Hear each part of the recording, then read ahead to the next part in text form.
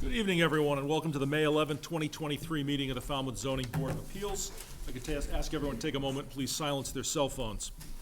I'd like to start off by introducing members of the board. Starting at my far right, or the audience's far left, is Jerry Patamus. He's an associate member. Moving to the audience's right is Frank Duffy. He is a full voting member. Mark Finneran is also a full voting member. My name is James Morse. I'm currently serving as the chair. Next to me is Suzanne Murphy. She is our clerk and a full voting member. And we have Scott Peterson, who is also a full voting member, as well as the board's vice chair. We're also joined this evening by Noreen Stockman, the town zoning administrator, and Ashley DelMello, our recording secretary. The Zoning Board of Appeals is charged with applying the state zoning statutes as well as the town's zoning bylaws and reviewing and voting on applications. All decisions are made through the public hearing process. Our goal is to hear testimony from the applicants and the public to allow a full and fair decision on the project prior to rendering a decision. To begin each hearing, the clerk will read the public announcement for the hearing and read pertinent information from the file. The applicant or the applicant's representative will then have 15 minutes to make a presentation. Time may be extended by vote of the board. The board will then question the applicant. Next, the public will be invited to comment. Public comment should be directed only at the project. Please refrain from making personal or derogatory statements. They can include an opinion in favor or opposition to the project or ask a specific question about the project. Comments should be limited to 2 minutes. The chair will limit discussion in the interests of time if comments become repetitive. All members of the public wishing to speak should wait to be recognized by the chair. Please come to the podium. Please state your name and address for the record. The microphones do not amplify your voice, but they are there for the benefit of FCTV viewers. The board may continue the hearing to a future date and time. Otherwise, when the board is satisfied that it has enough information, the hearing will be closed. After the hearing is closed, no more testimony will be taken. The board will then discuss the proposal amongst themselves, make a motion to approve or deny the application. The motion will then be followed by a summary of key findings and conditions. The affirmative vote of 4 members, a supermajority, is required for the approval of special permits, variances, or appeals. A split vote, 3-2, is a failure to carry and would result in a denial. Any zoning board of appeals decision may be appealed as provided for in Mass General Law, Chapter 40A, Section 17. First up on this evening's agenda is public comment. This public comment is for anything that is not specifically on the agenda this evening. Does any member of the public wish to make a public comment on anything that is not on the agenda this evening? Seeing none. Next up, we have continuations. First up on our continuation list this evening is hearing 24-23, Bateman, trustee of 14 Clam Lane, East Falmouth, requesting a special permit to construct a pool and rent station exceeding 50% by structures.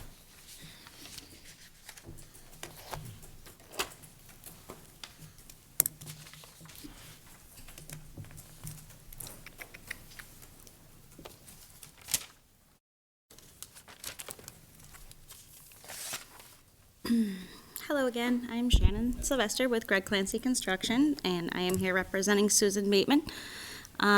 We are asking to go over the 20% lot coverage to install a plunge pool on the back right side property. Here. I had submitted the landscape plans along with all of the plants, the plant lists and their locations. I can go through every slide if you'd like, just so you can see it nice and large. Here's the hardscape. As you can see the smaller picture, that will be the patio pavers that go around the pool. And this will be the cobblestone edging that will be at both sides of the circular driveway, as well as up against the garage. Here are a few of the plants and their locations. And they also have the heights.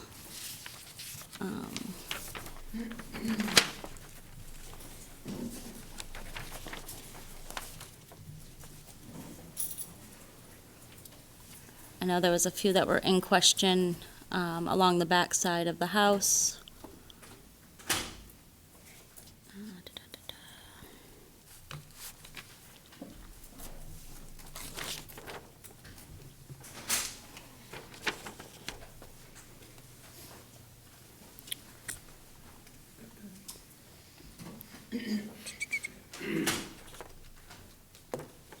The lighting was also in question. As you can see, all of these lights on the rear side of the house will be facing downward and installed recessed into the soffit.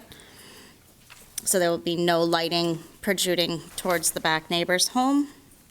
along with the post deck lights. As you can see, are facing down onto the deck, so no protrusion that way. Pool, there will be one singular light at the far end of the pool that lights up the pool. And for water runoff, we are going to install a drain around the edge of the plunge pool. And for sound, we would encase the pool equipment with the same type of fence as we plan to put around the house. Other option would be a shed, but we would prefer to go with this. And this is the rinse station that will be on the deck, and this is the type of fence. Any questions? Board questions? Start with you, Jerry. No questions, thank you. Frank? Well, I want to just talk about the enclosure of the, I think it's the pump house? Is that what? The filters, yeah, the Filters. filter and pump. This, That fence, thank you, that fence there, what effect does that have on the sound? at all, if it any? helps muffle it. If we need to, we can always put a sound barrier on the backside of that fence, which just muffles it some more. Well, the concern I have is that that pump house is so close to the property line that your neighbors are going to hear it just as much as you do. And I would think if it's possible, at least I would like to see it muted as much as you can. Now, you've got, you addressed the lighting issue. The lighting on the back of the house will all be down-facing lights, so it won't be spilling out over the neighbor. Okay. One of the other issues that came up at the last hearing, the neighbor on Crowell Road raised a concern about the, I think 100-foot of fence that he's going to be looking at. And I saw your landscaping plan, but it looks like everything you're doing landscaping-wise is on your side of the fence, and nothing that addresses the neighbor's concern. Is there anything you'd like to say about that? As far as I know, that we are not required to do so. We do, there's really not much of that being, I mean, it's a nice courtesy, but it's not our requirement to do so. Well, you are asking for a special permit, I am, yep. I mean, which is discretionary. it is. Now, I mean, when it comes to additional plantings, I mean, that's something that I guess you guys would have to decide on, if that's going to be something that you're gonna hold us liable to do. However, I do want to show, which the homeowner had brought by. This is currently, if she was living in the home, this is what she's seeing. So that's, there's more than one picture there. Yeah, that's it. I was out there and I took a look. Enough questions for now.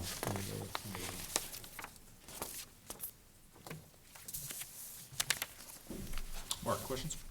How much distance between the fence and the property line on the back side of the fence, on their side of the fence? It's within, we're stepping room, so when we install the fence, nobody will be stepping on anybody else's property. So I would say 2 feet 2 feet. approximately. Kind of limits what you can do. The homeowners. Approximately 2 feet. This is a mess. I haven't been out there with the tape measure, but You are allowed to put a fence right on the property line, is that not correct? As far as I know. So, there is some space in between. It's enough for the installer to, not have to and be on their property at all. Questions? no, that's, I'm good. Suzanne? I have questions about the trees, Okay. if you want to bring up landscape. It showed like arborvitaes, I don't know my names of trees, I'm not an arborist at all. So I have a big plan so you guys can see it better. Did I read maples? What's that? Did I read maples in here? Yes. Yeah, that's what I heard. Yep. Thanks. It's just hard to read sometimes. Now there's a little thing down the bottom here, the red maple, or the ours, so those are the ones. The big that- ones. The big ones, the big green ones that are going all around. Those are the ones I had a problem with. I feel that those are only gonna be with leaves, not all year long. My maple's not out yet. Okay. I think a different tree, a different screening would be better. I mean, the maples are great, I have them, nothing against maples, but leaves fall, and he's gonna be able to see right in there the minute the leaves fall, or the neighbors will.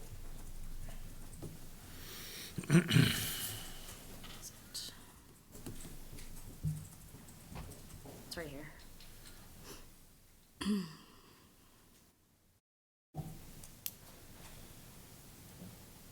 And what size are these maples on this plan? They are, looks like 40 to 60.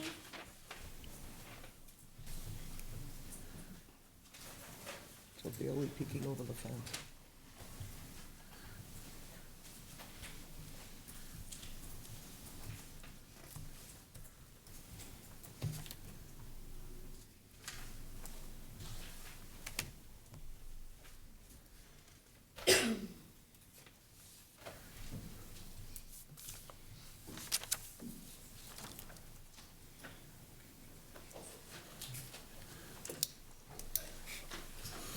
It says 40 to 60, so I'm not completely sure if that's inches, it's not feet, so.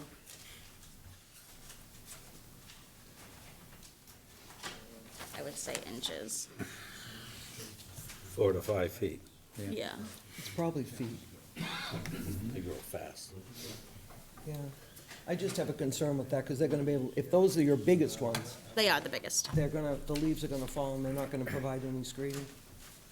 And the other, I agree with Frank on the sound from the, pump station. Like I said, I do have the option to do a shed, to shed it in. I think that would be more quieter. That's all I have. It also offers a little storage too, Yeah. so I did weigh both options with the homeowner as well, so she was fine either way. No.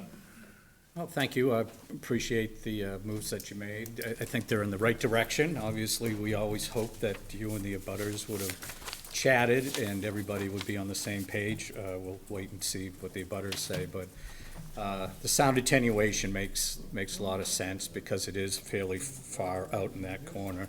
I think Mr. Duffy and others have already made the same conclusions. Let's try and make, with the landscaping plan, let's try and make it as unobtrusive as possible for the neighbors, and hopefully everybody can get along. And we can always change out the maples to something else as well. I To an mean, it's evergreen something, type. you know, it could be arborvitae or, Right. you know, something along those lines. Okay. No further questions. Thank you. Were the patio pavers around the pool included in your lot calculations? Lot I'm coverage? sorry, say that again? Were the pavers around the pool included in your lot calculations for? So no, the town does not hold the pavers. It's just the stampcrete, which is only a small amount, and then it would have the water runoff. So pavers are not included in that.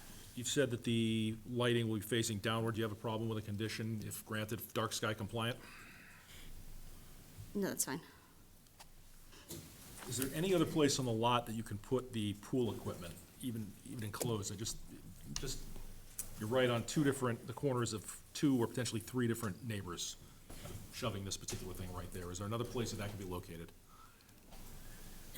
I mean, no matter how we look at it, I'm gonna be abutting multiple people. I don't have any other questions at this time. I think the board may have some follow-up after some of the abutters speak. Public comment.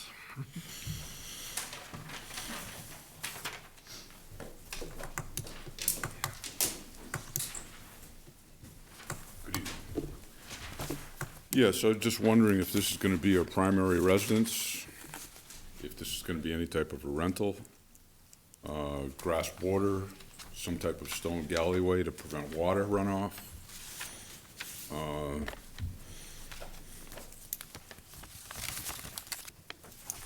There's some trees that were cut already that were He gave me his word he wouldn't cut.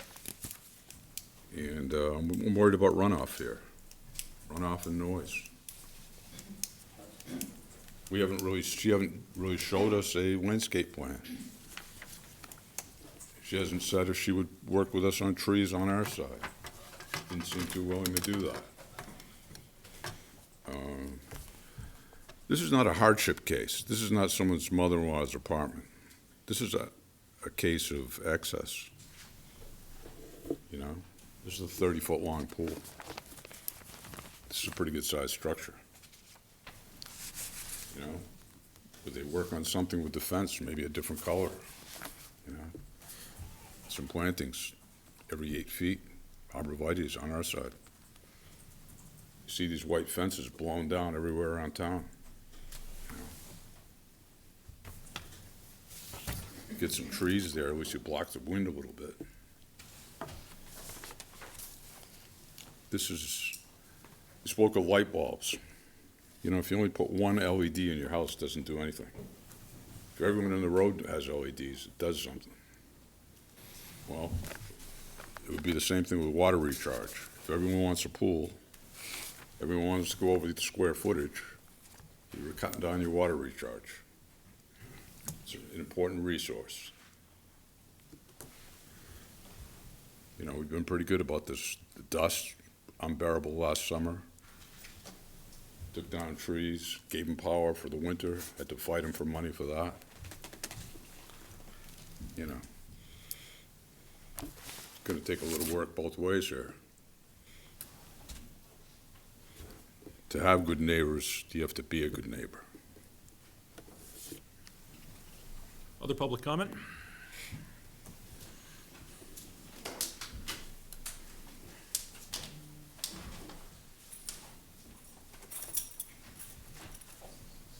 My name's Ann Fulton. I'm trustee for the property at 9 Crow Road. Part of our concerns, again, is the fencing and what Mr. Clancy verbally promised us in the beginning would be a landscaping plan that would be acceptable to both parties. And Ms. Murphy, thank you for your comment about the oak trees or maple trees, whatever. I think you're absolutely correct. 3/4 of the year, there's nothing on those trees but sticks. And they're lovely when they're in bloom and the leaves are red, but otherwise, there's no privacy. So that, in addition to the concerns that Mr. Peters has about runoff, we have some serious issues here with Mr. Clancy. Any other public comment? Back to the applicant. Oh. Sorry. Nope, it's quite all right, ma'am. Gina Peters, I live on Crowell Road, and my other concern would be with this fence and not having protection on both sides. Seeing as all that property was stripped of trees, the wind, it's like a wind tunnel now through that backyard. We get up to 50 to 60 mile-an-hour gusts in the backyard. That fence will be blown over in my yard most of the time at this point if you only put trees on one side. The other question that I have is the fact that this house is so big on this lot and it has been turned. Now they've added an air conditioner off to the side of the garage, which puts it closer to the lot line. And I've already had issues with traffic on the property line and stakes moved. They've sprayed paint where the stake was, that now needs to be resurveyed completely. There's no way for them to get in the backyard now unless they chop down more trees on the other side of the house to put this pool in, which is more invasive. My second question is does this set a precedence for the other 4 properties that he has built, which are also larger or to capacity of what he asked for originally? Are they expected to have pools? So will this issue come up with other neighbors as we further on down the line? Is this setting a precedence? I guess that's it. Thank you. Thank you. Any additional public comment? I did have a question on the Come to the proximity. microphone, Mr. Peters, thank you. The proximity to the lot line, there was a question at the last meeting, if this structure with the poured stamped apron would be 7'3" off the lot line. You were gonna check with the building department. Was there a determination made on that? So I did talk with the building commissioner, and they look at the pool itself as being a structure. But a patio on grade only counts toward lot cover by structure parking paving. It's not considered to be part of the pool. So the 10-foot setback only applies to the pool itself. Thank you. So the pool itself is 10'3". Correct. Any additional public comment? Back to the applicant then. Any follow-up questions from the board? I have a couple of points for the board. First, I noticed that there has been some requests by abutters about planting on the other side of the fence. The problem with planting on the other side of the fence is that those plants are now on abutters' properties. And the applicant cannot be responsible for maintaining plants on someone else's property. And additionally, I would assert you can't make someone plant on someone else's property. They can screen theirs, but they're not required to plant on somebody else's property, because they'd also have to trespass to install plants on somebody else's property. So I would advocate that that's not a potential solution. I do think, though, that where there seem to be just deciduous trees that are proposed for the screening, that, swapping out some that are evergreens, arborvitae or cedar or something like that would provide more of a year-round effect. Follow-up questions, Scott? No, again, we're in a situation where we're trying to do what's right for two parties, and I said it earlier, my comments are, it puts us in a difficult situation when folks don't chat with one another. Clearly, I guess it's my opinion, we should beef up and enhance the tree line. I agree with Noreen's take that trying to plant on somebody else's property would just be a difficult lift at best. Let's make sure that the pool equipment, the sound system, the sound attenuation is as strong as it can be.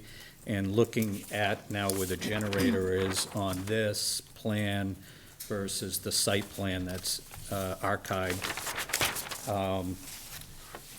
you're back to about a 10.5 foot on the right side of the home, because you won't have that clearance to the abutter on the other side. So it's unfortunate that we can't have a little bit better sighting, I guess, on some of these small items. Just a comment. Suzanne?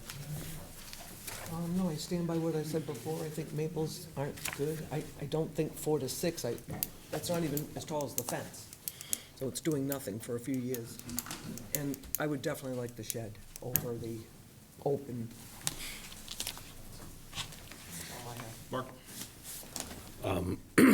Certainly, evergreen trees are going to attenuate the sound better than anything that's deciduous.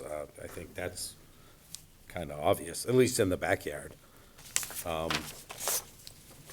And some kind of insulation on the inside of that shed might do quite a bit.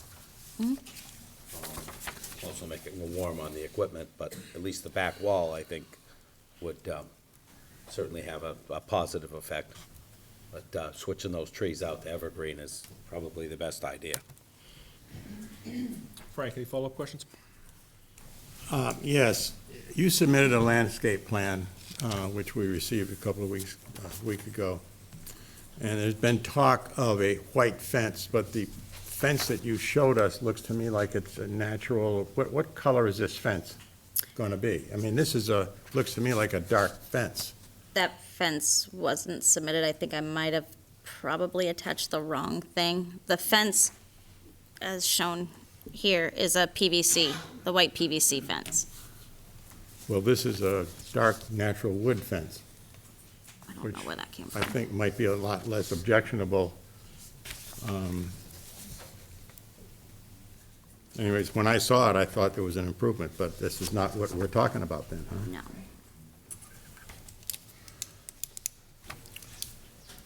No. There was some testimony from a lady here about you're having difficulty getting access to the backyard for construction equipment. Is your contractor aware of this? I am not sure. However, I know that we do have the space on the opposite side, so we'd be able to access that way. We can Well- just make it a standard practice for the guys not to go on her side and just go around the other side of the house. I'm going to propose there be a condition that all construction equipment not be allowed to stray off the site. But when I did a site visit out there, the one thing that struck me was that it looked awfully tight, particularly on that side where you've got the air conditioner. I just make that comment because it's one of the conditions that I think should be in the decision.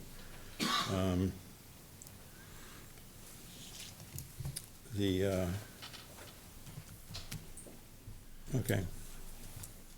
Jerry? Not much, but I would already realize it. You could probably move the fence line well into your property, so you could put vegetation on the other side of the fence, and it'll be all on your property. It may be more expensive, but Just like to follow up, I went out and I took a look at this property, and I went on up and down Crowell Road, and I looked at the property you're talking about, Mr. Peters. That property is currently undeveloped, right? Correct, There's no house on it. that's correct. So, right now, you don't need, Why don't we just take a moment, please? Thank you, ma'am. so the request for some kind of screening accommodation is not really immediate, it's sometime in the future. And how far into the future? I'm in no rush. Doesn't mean I don't want I'll take, screening. right up here, sir. It's 130 feet of fence. Yeah. The other side is 114 feet. So I think to mitigate some of this, it would be a good thing to have some plantings. Put them on our side. We'll take care of the plantings. Put them every 8 feet. We'd accept that. And we accept responsibility for maintaining them. If not, it just seems as though there's no sense in us even being here, bringing up any issues. You haven't mentioned the water issue. If they're going to do anything to mitigate that, The runoff? yeah. You know, Well, we submitted this to the town engineer for comment, and did they make a comment about that? They've incorporated a drain into the patio apron. Yeah. Which, yard runoff, not pool runoff. The more square footage you cover, water's got to go somewhere, Why wouldn't it soak into the ground? just because you're covering it all. standard condition is you can't discharge water onto your neighbor's property. Sometimes it's difficult to enforce, but that's one of the things town engineer will look at. You know, how are you going to mitigate it once it happens? You're going to tell me it's civil, so I'm on my own. Anything else, Frank or Jerry? No. Two other just follow-up questions. Did you share these landscape plans that you submitted to us with your neighbors? Okay. Nope, I did attempt after the meeting to, have a sit-down meeting with them, and I kind of got brushed off, but I understand it was late, but nobody has reached out to discuss them. So Okay. I don't have contact information for them. I guess the other question I've got is, and I'm just kind of seeing this more and more, and it's sometimes a little frustrating. Sometimes I think a lot of these proposals, they'd fly through, but why wasn't the pool included originally in the application for the building permit? The homeowner, it was a secondary thought, when we initially did the build plans. what I'm noticing is these applications that come in that would allow someone to get a building permit, they break ground, and then they come before us, and I think it's a little bit disingenuous at times. I think I'd rather see someone coming with what they actually want before they submit an application, so that this board can take it into consideration. Instead, property starts getting developed and then come back, and, oh, well, we'd like to have this pool now, and they kind of, I've seen some applications where literally it looks like things have been whited out on applications of the building department. So I would prefer going in the future, personally, to see someone coming saying, this is exactly what we want to do with the property, rather than this kind of two-step process, which I think puts neighbors at a distinct disadvantage, so. Let's have some any other public comment? Is there a question mark? I'm sorry. I was thinking, if you're amenable to changing these maples to something evergreen, would you put them on the other side of the fence? That would be something I'd have to discuss with Greg, but You can't put things on private property. The problem with, we can't, if they want to come in, I think, with a private agreement, that's Well, a he said he private would contract. maintain. Right. That's not between us. I can't, I don't think this board could require someone to plant something on someone else's property. No, So we it- can't. it- No, we can't. No, you It's a can't. great There's- thought, I just, it's beyond the scope of what we can do. So if parties want to come in with a private agreement to do something, that's between them, but it's beyond what the zoning board would be. Mr. Duffy spoke about Mr. requiring. Peters, to the podium, please. Thank you. At the last meeting, Mr. Duffy spoke of requiring plantings on a special permit that they gave out. No. May I speak? Go right ahead. Thank you, Mr. My proposal was a little different. I was not proposing that they plant anything on your property. I was proposing that they put in escrow a budget for you to purchase the plantings, and you put them in. That would work. But, and that way, we're not requiring you or requiring the applicant to place something on your property. That would be beyond our authority to do. But the other thing that is important here is that there's nothing on your property right now. It's an empty lot, so you don't need plantings right now. But if some money were put aside and held so that when you do develop and build there, there'd be some pot of money, and I'm not saying it has to be a lot, but enough to purchase some plantings, and you put it in and you maintain it. And if you never build, then the money, at some point, the money just goes back to the applicant. That was my thought. Is that even legal? Yeah, I think it is. Well, I would definitely want the plantings right now, once the fence goes up. Once their plantings go in, our plantings go in. Well, So just for the board's purposes here, there's no prohibition to someone fencing in their property. Because they have a pool, by code, they have to fence. yeah. So you cannot tell them they can't have a fence. No, we're not. You cannot tell them what color their fence can or can't be. You could ask that they put in an extra dry well to capture stormwater runoff for recharge, if you think that would be of assistance. I would advocate that the board not offer that the applicant would fund an account for an abutter to install landscaping. I think you'll create a problem for yourself for the future, where everyone will come in and say, me too, right? I think the one time the board did make an arrangement was related to a 40B property, right? Where you had a proximate homeowner and they were looking to protect that house. What the applicant is asking for here is within the bylaw of what they would be allowed. I think certainly swapping out, certainly along the northerly property line anyway, some of those maples, to swap them out for evergreens. Probably makes sense to ask them to put in something that's 6 to 8 foot tall initially, so that you've got something there that will grow over time, but it's at least you've got some start. Typically, trees over 6 to 8 feet, not a good idea, because you don't know how well they'll establish, and they get very expensive beyond that. That would be my recommendation. Mr. Chair, one of the things we could do is, depending which way we're leaning, we could ask the abutters and the applicant to get together and see if they will come up with a private agreement that will allow the abutters to do something with money provided by the applicant. Essentially what Frank was talking about.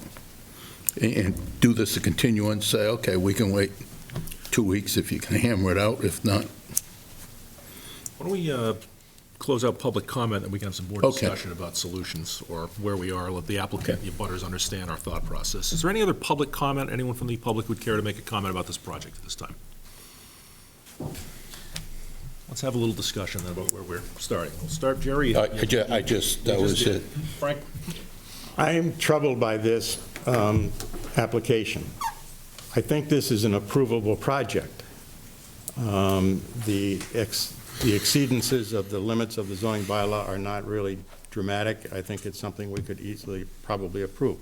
But what I'm bothered is, I think the neighbors have brought up some valid concerns. I've gone out and looked at this property from both sides, from Clam Lane and from Crowell Road. I think the requests of the neighbors are reasonable. I'm somewhat distressed by the fact that we got a picture of a fence that's not actually the fence that's going up. That, I think, has really bothered me a little bit. And I think also the issue of the pool, the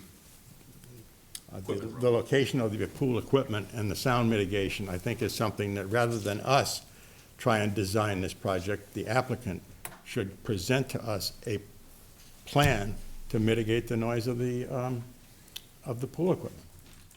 It's not up to us to figure out what it is. It's up to them to present it to us. So I'm really not comfortable going forward with this right now. A 130-foot fence, you're talking about 17 arborvitaes? That's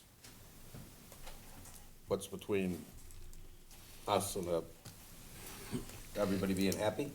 I think it's not unreasonable to see if they can get together and come to an agreement on that. You could also stagger them with if you switch these maples to some kind of evergreen, you can stagger the ones on the other side of the fence, and in no time, you're gonna have a complete green wall. And also, the needles on the pine trees do mitigate the sound considerably, much more than a deciduous tree, so, I mean, so we're 17 trees from an agreement? That's something you guys think you can hammer out? Discussing it with us. Discussion. With us. Does it sound reasonable? Suzanne?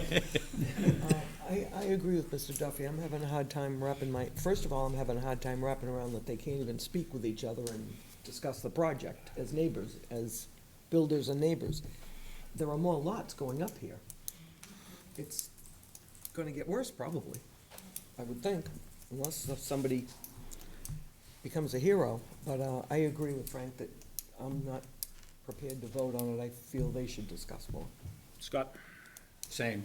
Go talk about it, figure it out, come back with a plan.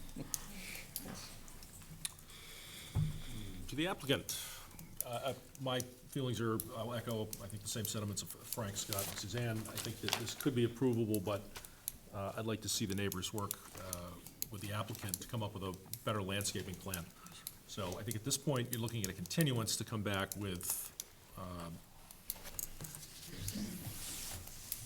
landscape plan that is a little more reflective of exactly what is going to be proposed.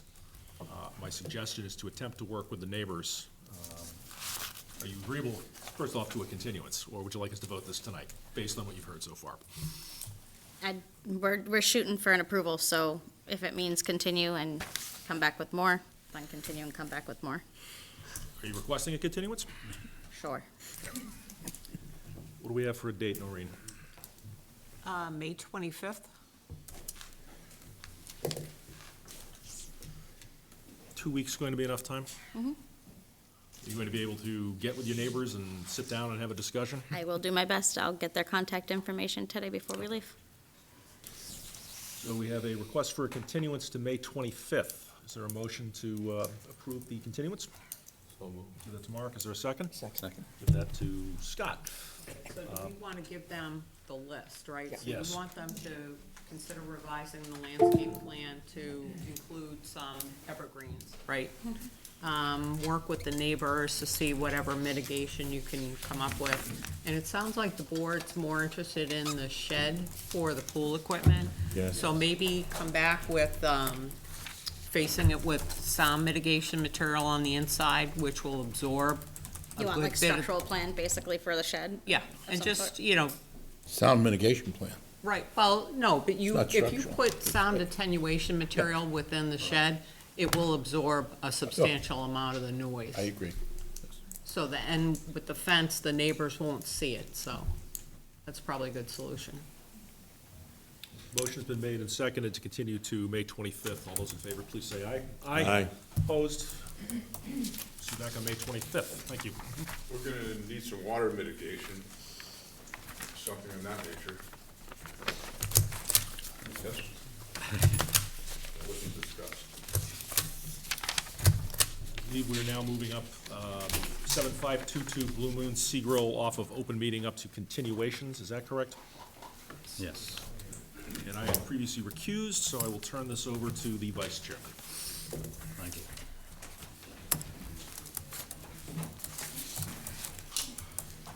So they want to gavel me in.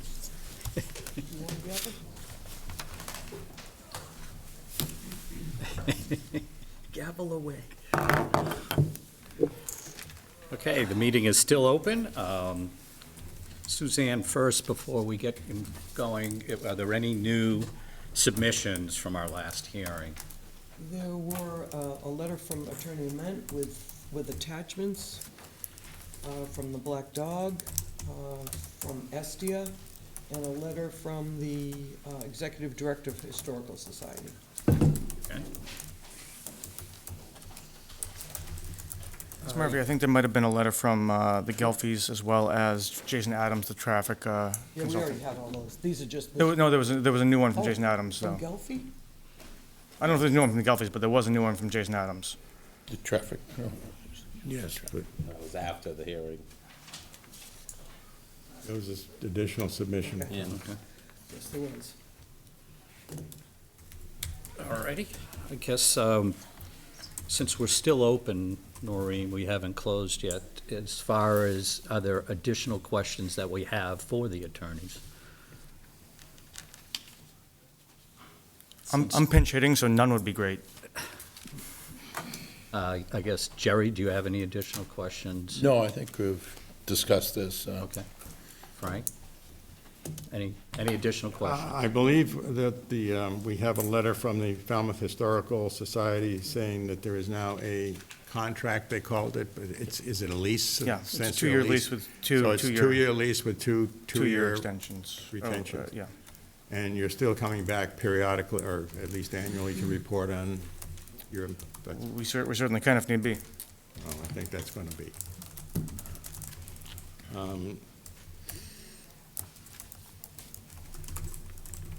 I think that was the main thing. And then, have you applied to the Board of Selectmen yet for any license that you may need because of that proximity of the deck to the boundary line with Town Hall Square? Or I don't believe there's going to be any license needed. It'll be entirely within the lot lines of the property.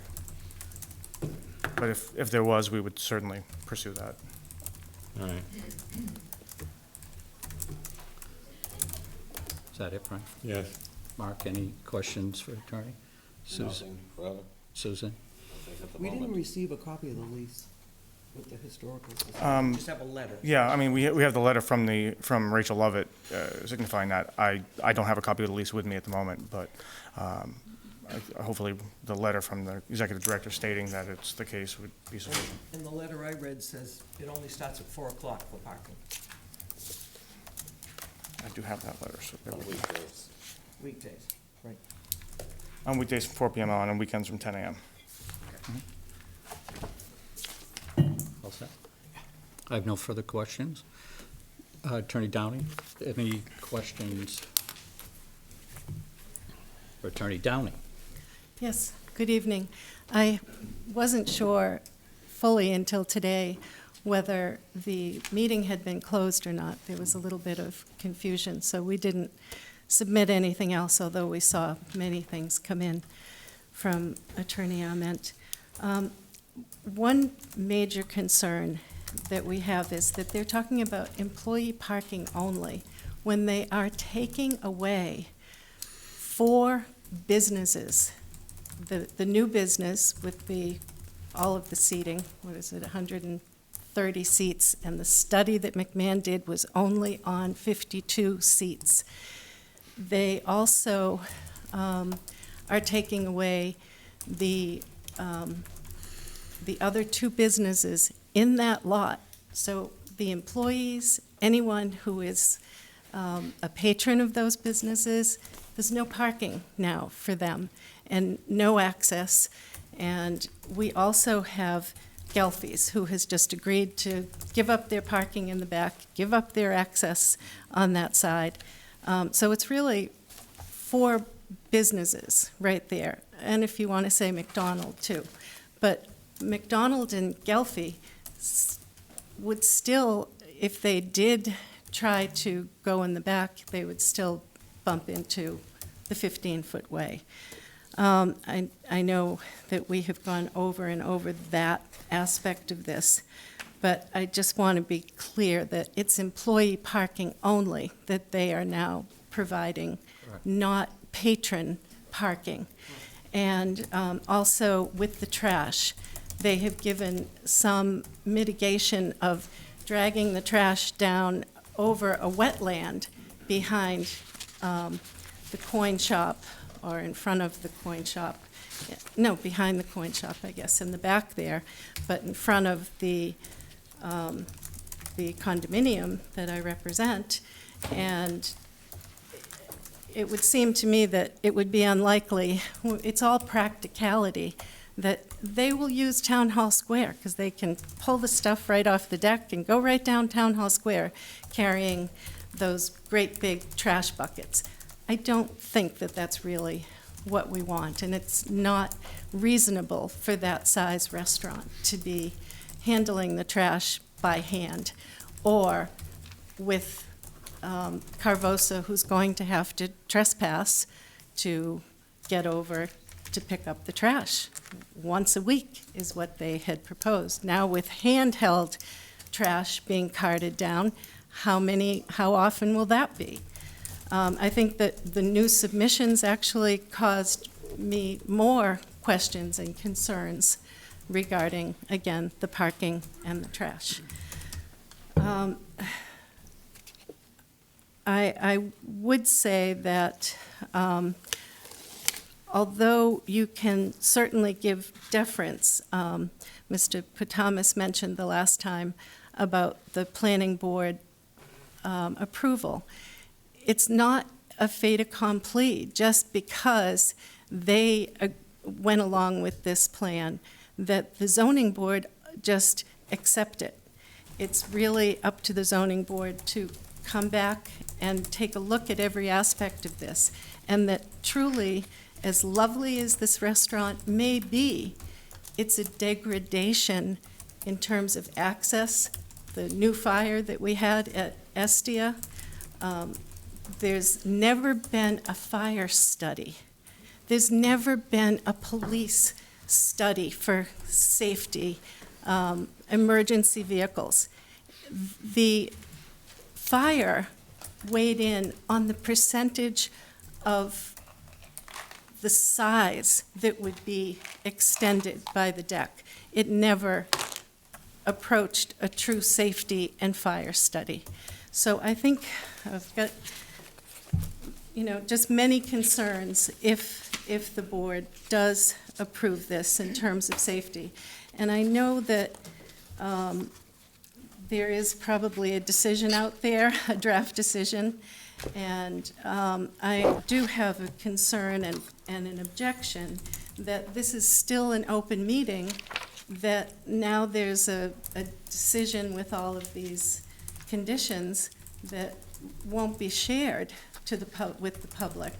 And we would say that it would be helpful for us to know what the conditions are. And so that's really probably the main thing. The ZBA did request a traffic study, and you have been refused by the applicant. Just want to see if there's anything else. I think that's pretty much, to me and to my clients, it's safety, fire, and it was absolutely clear from the SDFIA that they were blocked in there with the exception of the side by 159. Thank you. So, thank you very much. Any One second. questions? Questions? Jerry, any questions for Attorney Downey? No, I get some statements for ourselves, but Frank? Yes, in your opening remarks, Attorney Downey, you said there are 4 businesses affected here, but I'm not sure I understand what 4 you're talking about. Okay, in the Bogosian building, there are 3 businesses, and the other 2 businesses have not been accounted for in terms of their employees and their parking. That's all being taken away by this project. There are 2 other businesses, at least. There are other units in that building as well. And then the Kayleen building is, so there are 3 businesses there. I don't have my graphics, but I have looked at the building, and I think we all know it well. It's not just the restaurant that is going to be using parking and for customers and employees. It's that entire building that I think for a special permit, you would want to take the entire building into consideration, and it has never been brought up or never been discussed. And then the next building is the Kayleen building. That's losing its parking for, voluntarily apparently, for employees and patrons. And then McDonald is also not looking for, to take up space back there either. And I think McDonald has a tenant in the back, a larger tenant in the front of the gastronomical property or The business. Henrys? Henrys, yeah. They're not part of this application. They're so- not part of the application, but they're part of that block. And the McDonald's have written a letter saying that they didn't object and that they would not, they had something about parking back there. Not certain right now what that was, but, so even if you leave off McDonald, and if you just use the Bogosian building, it's 3 businesses, not just one. And it's then the Kayleen building that's right next to it, that was the old Enterprise building. Okay, thank you. Mark, any questions for Attorney Downey? No, not at this moment. No. Thank you. I'm all set also. Thank you all very much. I appreciate your patience. Thank you. Is there a motion to close? So And have- I move. Motion made by Frank, I'll sec- seconded I'll by second. Suzanne. Oh, okay. Vote, Jerry? Aye. Aye. Aye. Aye. Hearing's now closed. Board discussion? Jerry, would you like to? No, I think, I'm satisfied. We had enough with the letters coming in, and unfortunate, I think we just should let the public know. We generally don't share decisions and conditions with people in advance. I mean, that will be at the next thing on the agenda. And it will be in an open session. Right.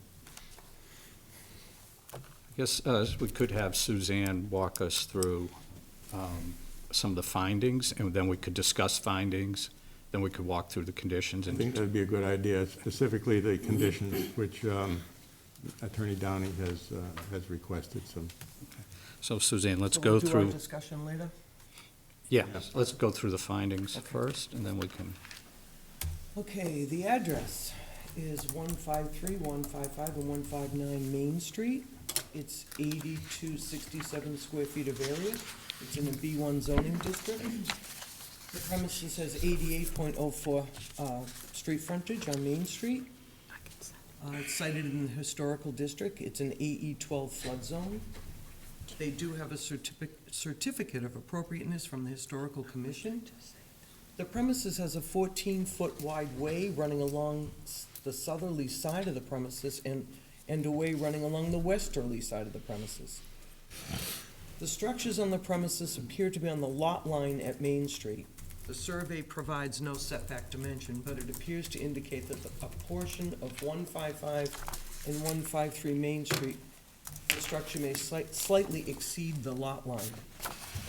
The structures date circa 1900. The existing setback from the south is 14 feet. The setback from the west is 17.9. The setback from the north is 0, where the structure shares a common wall with 149 Main. The existing lot cover by structure is 58.3. The proposed lot coverage by structure will be 73.8. Lot coverage is 70% allowed by right, but they got a special permit from the planning board. It was issued on March 7th, 23. The lot cover with structures, parking, paving is 65%. The proposed total lot coverage is 73.8. Lot coverage by structures, parking, paving is 90%. Per the applicant, the premises was the site of a restaurant in 1972 when it became a real estate office.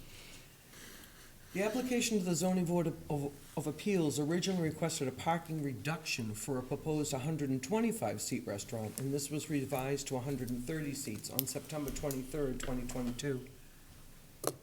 The existing building consists of a single story with a partial basement with a footprint of 4,820 square feet.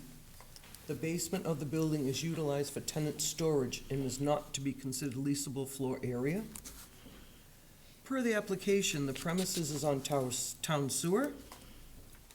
The select board granted a variance under the flow neutral bylaw on August 22nd, 22. The floor plan on sheet A1, revision date 1/16/23, depicts 21 seats at the bar, 21 seats in the dining room. The plan references 21 bar seats and 26 seats in the dining room, 5 additional seats. And then the plan depicts 32 seats in the dining room 2. The plan references 28 seats, 4 fewer seats in there. The outdoor deck depicts 56 seats. The total seats drawn on the plan total 130. The total seats numerically designated total 131. The outdoor deck is proposed to be constructed over the existing way along the southerly side of the structure. The deck would be accessed by 5.9 foot wide by a 21.5 foot long ramp, according to the plot plan. The architectural plan shows a 6.5 foot wide ramp. The ramp width dimensions do not match. The survey shows 11.9 feet from the existing building to the southerly lot line. The architectural plans show a 12 foot wide proposed deck. It would appear that the architectural plan dimensions would exceed the existing southerly lot line. The architectural plan shows the outdoor deck to be 91.5 feet in length. The survey shows the deck to be 90.5 feet in length. The dimensions again do not match. While there are no setback requirements in the Business 1 district, there is no provision to exceed lot lines. The January 23 survey indicates a stone retaining wall sited off the premises towards the south and on the town's layout of Town Hall Square. It is unclear if this retaining wall is for the support of the proposed deck or for aesthetic purposes. It is also unclear whether the proposed railing at the southerly side of the deck will be sited on the subject's property or the town's property. Construction on town land need permission from the Board of Selectmen. The application proposes a Class 1 restaurant, which is an allowed use. The applicant is not currently showing any parking on the premises. The deck would add 56 additional outdoor seats to the 74-seat indoor restaurant. Where there is no provision of parking on the premises, the applicant has requested a special permit under bylaw section 240-107B, now recodified as 240.14.F3 parentheses, to waive parking for the existing and expanded restaurant area. The applicant asserts that because it's a restaurant use is allowed, the associated parking requirement for the 74 indoor seats cannot be assessed, and that the parking waiver is only for the 28 spaces related to the outdoor deck seating. Okay. The applicant asserts that there would not be a parking waiver required to utilize the existing structure without the deck. The applicant asserts that there are 450 parking spaces within 600 feet of the premises. The applicant represented there would be 20 employees scheduled, depending on the time of day. The applicant has secured private parking for 8 to 9 vehicles at the Historical Society at 65 Palmer Ave. Employees would be encouraged to carpool. McMahon Associates Traffic Engineering Firm, contracted by the applicant, reported they would anticipate an additional 6 to 8 parks associated with the deck expansion. And the February 21 Falmouth Traffic Committee study opined that the restaurant may generate little additional traffic. The applicant provided that they have been granted the use of the way. Whoop. Could you read that one again? The whole paragraph. McMahon Associates Traffic Engineering Firm, contracted by the applicant, reported that they would anticipate an additional 6 to 8 parks, in parentheses, associated with the deck expansion of the proposed restaurant, 56 seats only. That's confusing to me, too. McMahon Associates reviewed the town's February 21 Falmouth Traffic Committee study and opined that the restaurant may generate little additional traffic, where customers would already be in Falmouth. Okay, Yeah, I just wanted to know. The applicant provided that they have been granted the use of the way next to Osteria, La Civetta, Gabon, exclusively to empty their dumpster. That's 131 Main. The applicant also noted that they would have access to a second dumpster on 23 Town Hall Square. The applicant contends that the lack of provision of parking will not have adverse impact on the neighborhood or the town. The applicant has provided support from the Chamber of Commerce and 97 signatures in support. The immediate abutters at 137 Main are opposed to the existing southerly way with the premises being blocked. Through the construction of the proposed deck and have an asserted right-of-way to utilize the 100-year-old way, Hewens Way, shown on land court registered plans. They have stated that by removing the use of the way, that an alternative way to pass must be provided. They are opposed to the way at La Civetta being temporarily blocked by vehicles and assert that the applicant would be trespassing by accessing a dumpster proposed to be located behind the restaurant. They have expressed concerns about fire and safety hazards related to the restaurant and emergency vehicle access, as well as noise. And those are my findings. Well, thank you. There was 25 findings. Thank you, Suzanne, for going through all of those. Having a sip of water. Having a sip of water. So we'll give her a moment before we get to the 16 conditions. Jerry? I'm all set, thank you. No comments on the findings specifically. Frank, any? Well, I have a couple comments on the findings. First of all, I'm not really sure they're in form to be voted tonight, because there's a couple of provisions in here where the findings merely represent what is said by the applicant or the other side and not presented as a finding by the board, which I think it should be. For example, there are several provisions in here where Suzanne mentioned that the plans don't match. Right. Well, I think they should match, and, or at least the decision should contain a maximum dimension that's allowable. I think they should just match. Well, fine, but a finding that they don't match, that's not a good finding. No. Right. Then, The other one is that, we talked about the parking. Tonight, Mr. Clower represented that there is an agreement or a contract with the Falmouth Historical Society. I don't think that was actually, that should be in there as a finding that there is an agreement. And that the contract will be submitted when signed, and then it's a condition that it be submitted before the project can go forward. Right, so on finding number 20, we did represent that they had secured parking for the vehicles at the Historical Society. Right, but I think it should be in And if you look there. at the condition, it reflects that as Okay, well. all right. The other one I have is that, it's number 23, where you say, "The applicant contends that the lack of provision of parking will not have an adverse impact on the neighborhood or town." I don't really care what they think. We have to say that we find that the granting this waiver of parking requirement under the zoning bylaw will not have an adverse effect on the town, and there is sufficient parking. It's got to be drafted and presented as a positive finding, not just a reference to somebody's representation. I guess from a clerical perspective, can we strike that then? Could we strike Well, I think we can 23 ask as a it- finding? We can talk about it and ask for a second draft. So I guess what I would refer I to. really don't want to write this decision at this table tonight. That is asking Okay, for but trouble. here was the other problem, is that the board directed me to draft a positive decision, But you did. but provided no verbal, list of what you wanted included or how you wanted it included.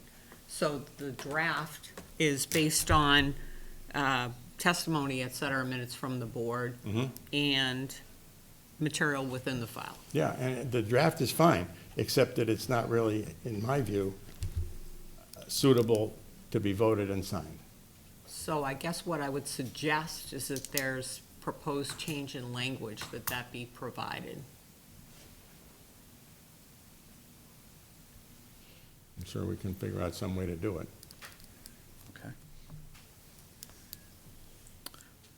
Okay. Mark, anything on findings? So hopefully we can get through findings and conditions and we can modify as needed. No, not to that detail. I'm not comfortable with the whole thing. This is sort of unprecedented. These are the kind of draft decisions that are reserved for something extremely complicated like a cell phone tower or such. And I actually object to this process. Okay. But just my question on findings. I agree with Frank that Just try some and of get those things are incorrect and should be correct before we ever condition it. But, Okay. there's almost too many to list. Okay. Thank you. Suzanne, on findings. On findings, I have a real hard time that there's nothing from the fire department, nothing. And we've had 2 fires within 100 feet of that restaurant itself. One is not even open yet. And I have a hard time with that, safety-wise. I know it's not parking, but we can still do safety. I think that's all I have for findings. Jerry, did you have another comment? Actually, clarification. I thought we had the fire department review this, or they submitted something saying they could either fight fires from the street and not necessarily need, well, I don't want to get into it, but I think we did have the fire department submit something on this project. I think on their referrals, I don't think there was any comment provided, but what Okay. we're typically finding from the fire department is that they are not providing comments into us, but they rather review plans as, plans are developed for actual Okay. construction, whereas at that point in time, they'll look at smoke detectors, sprinklers, whatever else they'll require. I know I meant So- fighting the fire per se from within from the town parking lot or someplace else. I thought, that I could be wrong, I haven't been in lately to see the file. Okay, thank you. I just want to make sure from from a process perspective, if we move forward with Frank's thought process, that do you have enough clarity, or at least enough guidance, that you can ask questions at a later date for us to clear up, like item 15 on the dimensional aspects and things like that? So are you good with findings to draft another potential draft? Okay, so here's part of the problem, is that you have a circumstance where the survey and the architectural plans don't match. You have closed the hearing. The applicant cannot submit a new plan to you with revisions.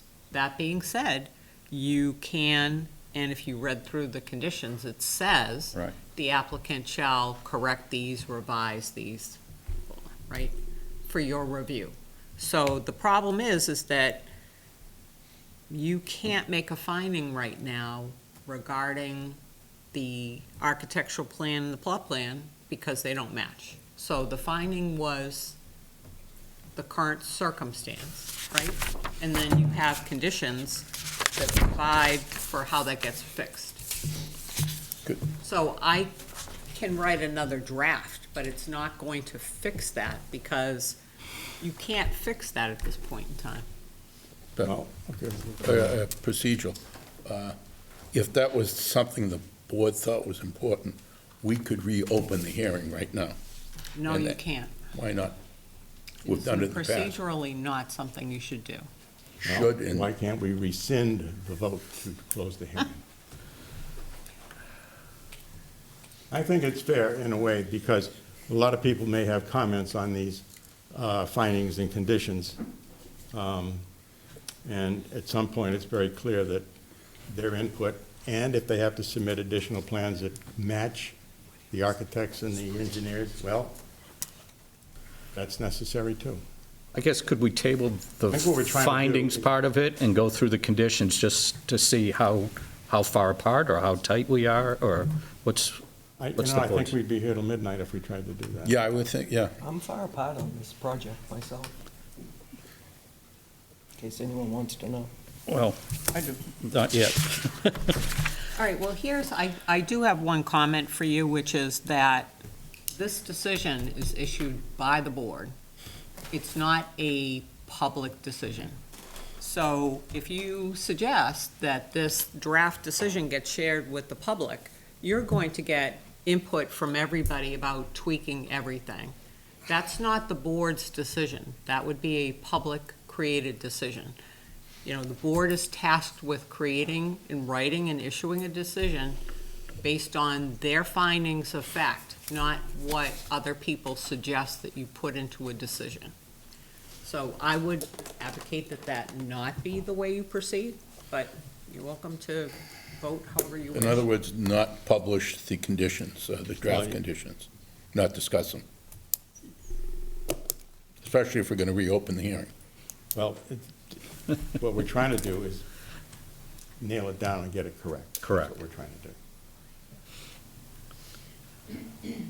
So if you look at the proposed conditions within the decision, we have a copy here if you haven't read it or need it, is there are conditions that address how those Okay. items can be fixed. I agree, there's some provision in there. Maybe we should just go through with the conditions and then. Let's go through the conditions and Let's then do 'em. let's see. Did you drink some water before you get into the next? Thank you. All right. This decision and its privileges, and the privileges it confers upon the applicant, does not authorize the applicant or any party to interfere with or violate the private property rights of others, including abutters and neighbors. Condition 2. Condition 1 is the plans. Condition 3, the address shall be provided by town engineering. Address shall be properly posted. 4, the applicant shall provide the board with a contract for the parking arrangement for all of the employees so as not to further burden parking in the downtown area. The applicant shall also provide the offered employee parking report annually. 5, the outdoor deck shall remain open, not enclosed. 6, deliveries for the restaurant as well as trash removal shall take place only outside of peak hours between 6 and 8 a.m. The restaurant has provided no loading zone and as such is prohibited from blocking any public or private ways or access to Town Hall Square. The applicant is expressly prohibited from blocking any handicap parking spaces at any time. Number 7, the applicant shall provide the board with a contract assuring access to and use of a second dumpster on 23 Town Hall Square.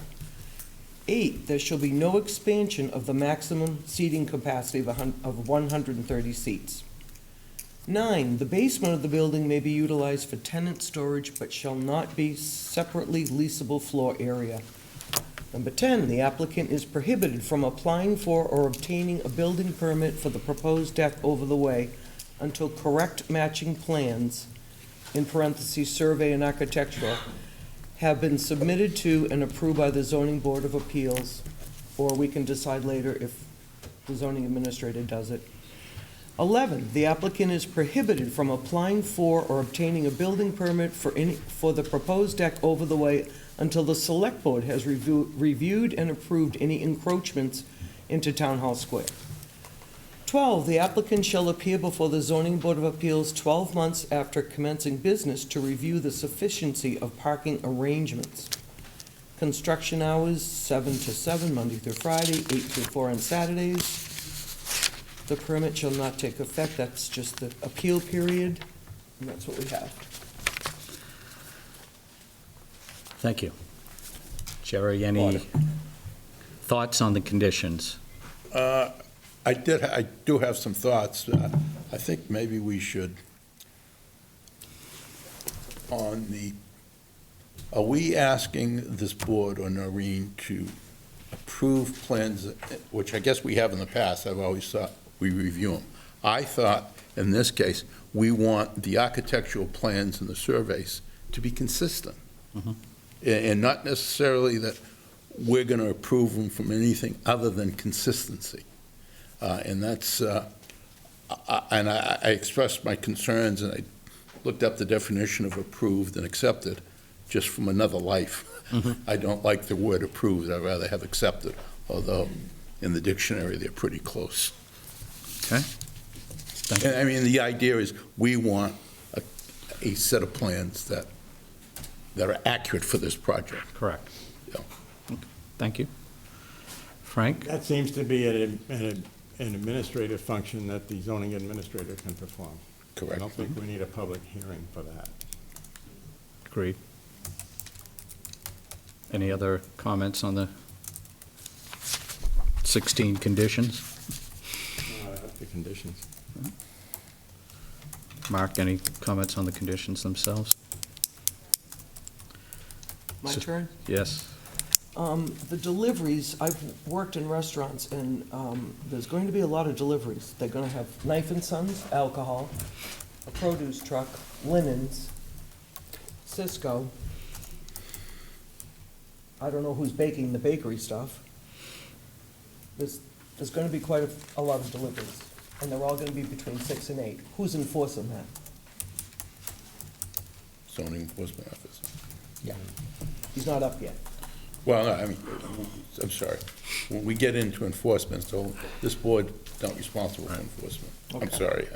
Yep. And I just have a hard time with enforcement of the employee parking too. Okay. And then the applicant did also say that they could use Lawrence School. And I find if I had a kid working at the restaurant, I wouldn't want my kid walking in the dark to the Lawrence School.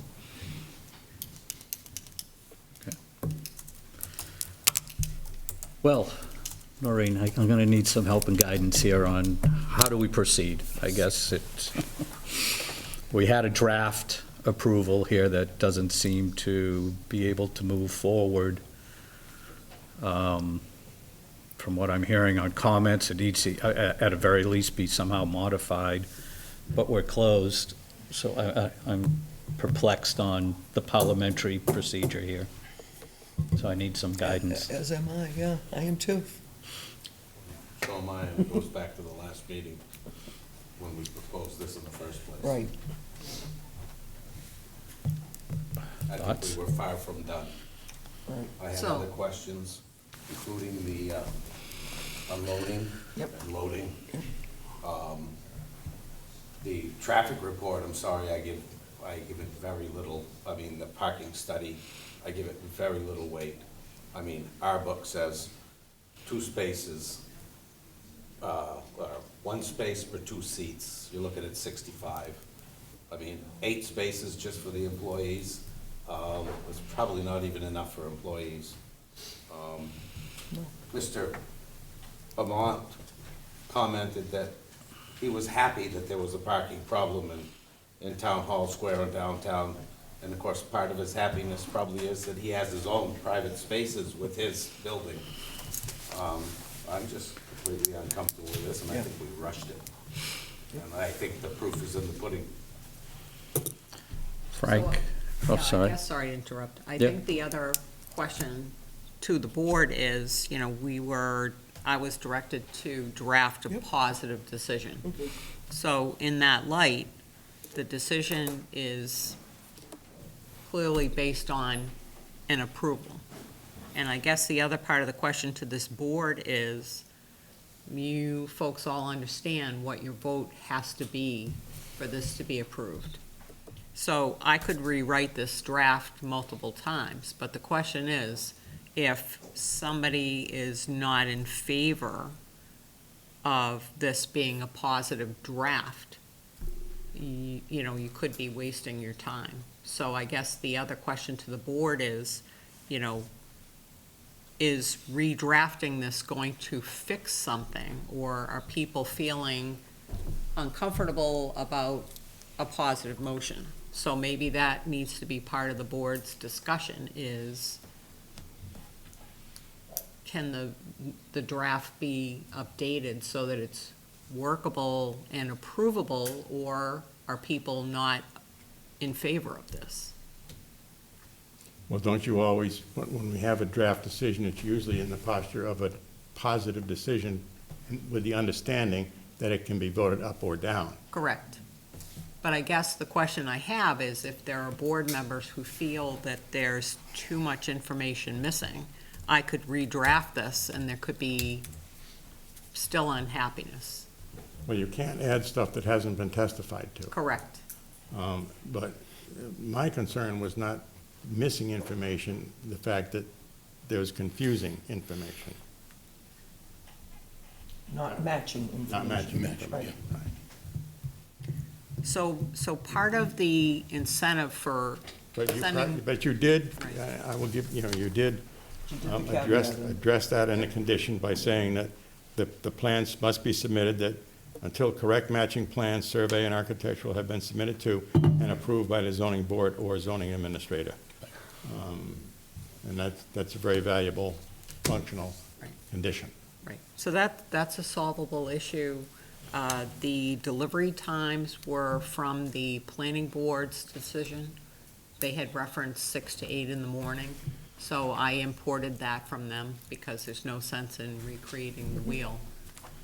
How many square feet is this place? Oh, I said it out loud. What did it say, 47? It's finding number 391. Was in here. I mean, is it more appropriate to poll the board as to, I am not comfortable with, if we, you know. I'll speak right up Well, first. no, I'm not that's what I comfortable. was getting There you at. go. If it's a 3-2 decision, that we should not go forward, or we need more information before. It we're going compromises, that the property is 8267 square feet of area. Oh, the address. You're talking about the building, right? Yeah, the restaurant itself.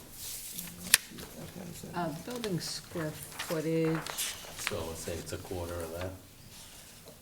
I thought I said I it. don't even know if I put it in there. Oh, there it is, footprint. Per the application, the existing building consists of a single story with a partial basement with a footprint of 4820. Okay. Says at 1,400 square feet, you're required a loading space. I mean, that's- Right, so you also have a unique circumstance on Main Street, right, where the bylaw says businesses on Main Street, we're sort of giving you a pass. We're not expecting you to provide for, parking or whatever else, because obviously this building was built in 1900. So they weren't thinking about what you're gonna need, how many years down the road, right?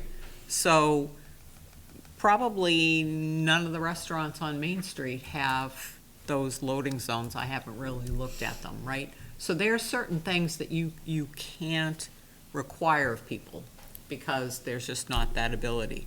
But I guess the question here is, again, is there something that can be fixed within this decision that will make 4 out of 5 minimally happy or not? I think the question is, Sue, what additional information do you need, Sue? I would like to see the deck a lot smaller. That would Oh, help. I just. I have a lot of things I would like, but I'm not comfortable with the way it is now. Okay. I don't think the parking's enforceable for the employees. I don't know how they're gonna. That's my main one. So are we back to asking for a continuance, and how do we plug some Well, of we've these closed the issues? It's closed, you can't do Well, continuance, that's true. yeah. Well, can we rescind the closure? Well, the size of the deck is something that we can't take up now. Right. I would rather this be reopened than voted down, certainly. And if I have to say, I would like it to be voted tonight. We've been here since October.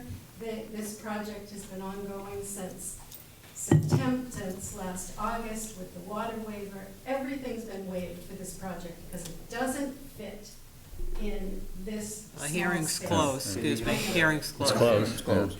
I agree. I'm For, sorry. Mr., I mean, I'm an Clara. advocate, I can't help it. I still think we should address whether the board wants to reopen the hearing in the process to do that, so we can have a continuance, and if we need more information, we need more information. I'm looking down this line, if no one's in favor of reopening, and then, I wasn't in favor of closing. so you're in favor of Well, reopening? let's stay on point, yeah. You know, Reopening is after Now it's all we're- over and you're going back to revisit. Where this is the same night that we That's right. took the vote to close the hearing, I think we can just vote to rescind it and forget about it and go forward. And we've done that in the past.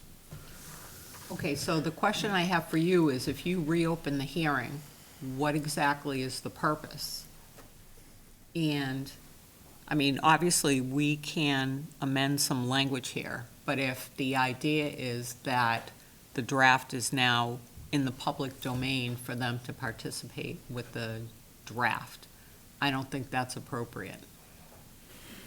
I think would reopen to gather additional, possibly the applicant to submit additional information. If they can't, they can't. I mean, one member has come up with some very specific things would like discussed.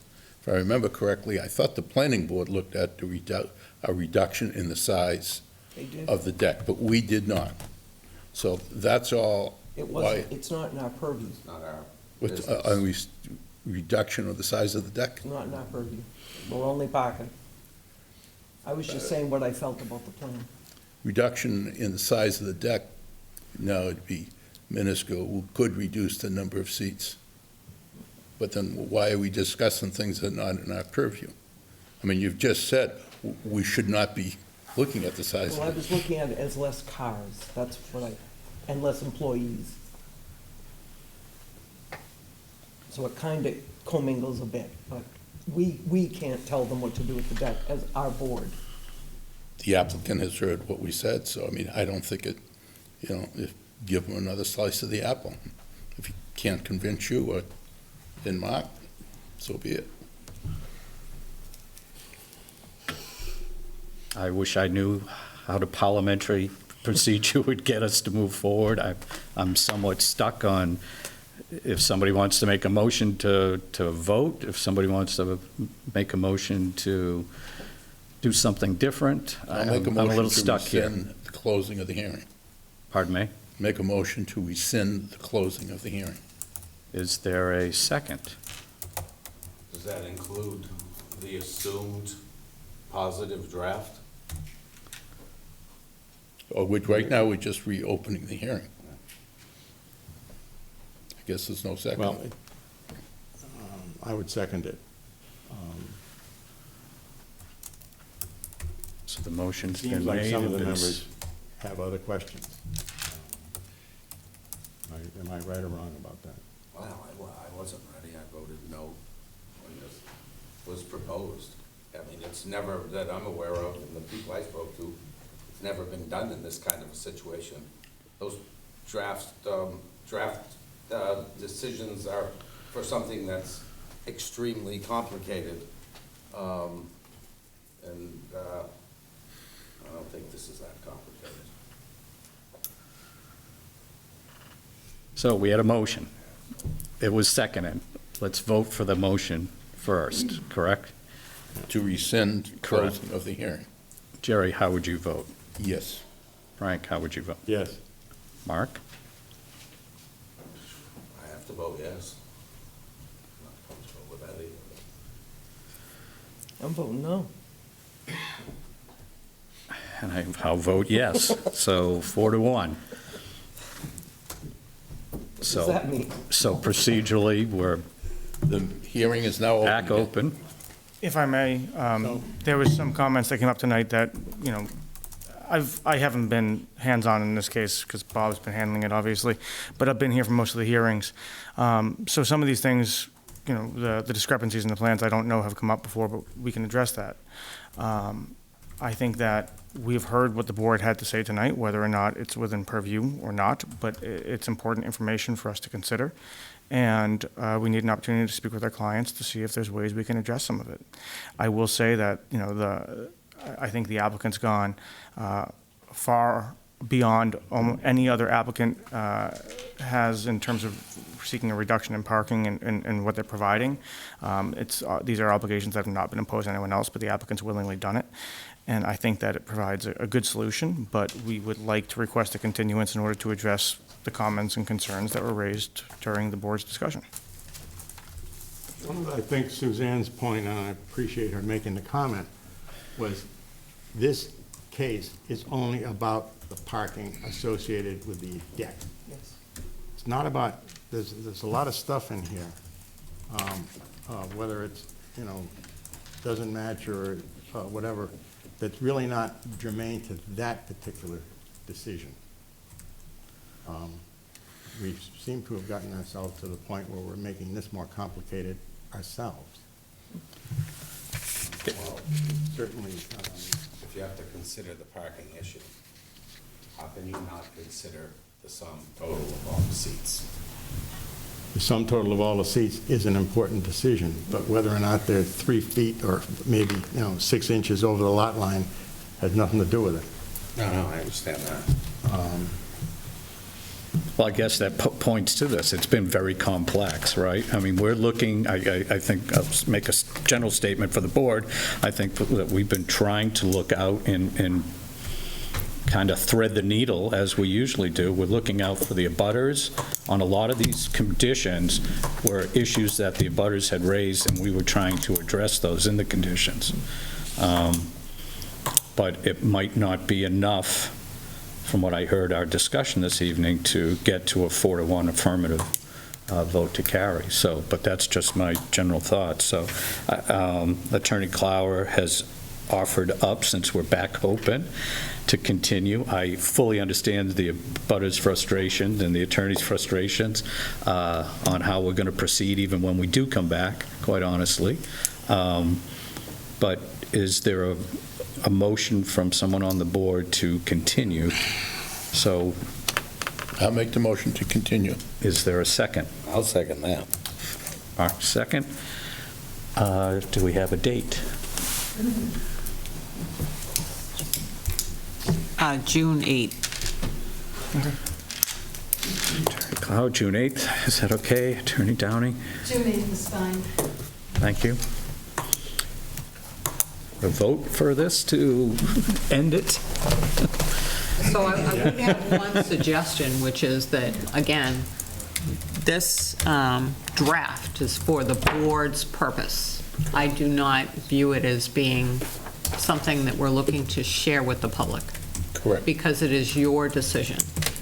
They give you their testimony, their concerns, whatever else it is, and then those get put into your decision. I do agree where they're asking for a parking waiver, that some of these items seem to be sort of, how do they fit? That being said, your decisions always reference plans. Clearly, you have an issue here where the plans didn't match. So that being said, and, being at the point where we have a draft decision, so it was like, how do you thread this needle? Well, you did answer that in one of your conditions by saying that the plans have to match. Correct. So the finding that the plans don't match is almost irrelevant because you're requiring them to submit matching plans. So I guess the thing is that there's not a purpose to do anything to the decision until new information is submitted, where you have reopened the hearing. But are you saying, because we read it aloud, so the public knows what the conditions were? Right. Right. You're saying they cannot submit suggestions on the conditions? I don't know why you couldn't let the parties have the draft decision. We read it. It's on TV now. Everybody knows what it says. All right, but I guess here's the other part is, do you anticipate that the parties are going to advocate for what the language of the decision is? Well, remember now, it's our hearing, and the chairman can limit discussion appropriately. Do we need an additional motion to pass that we want to go ahead and release the findings and conditions as drafted currently?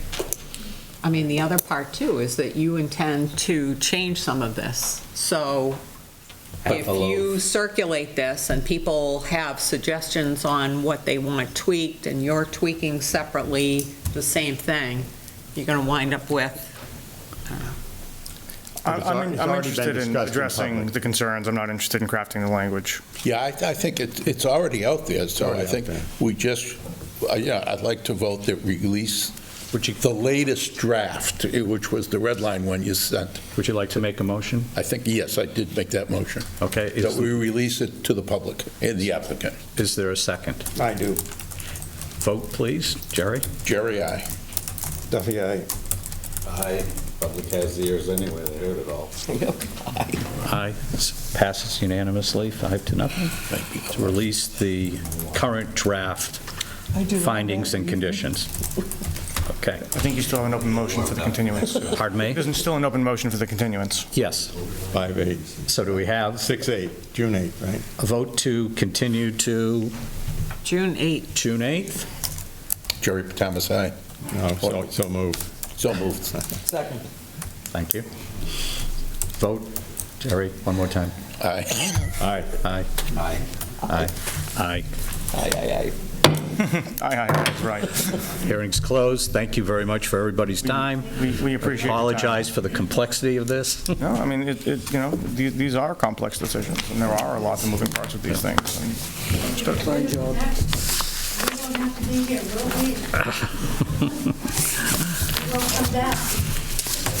Let's give this up.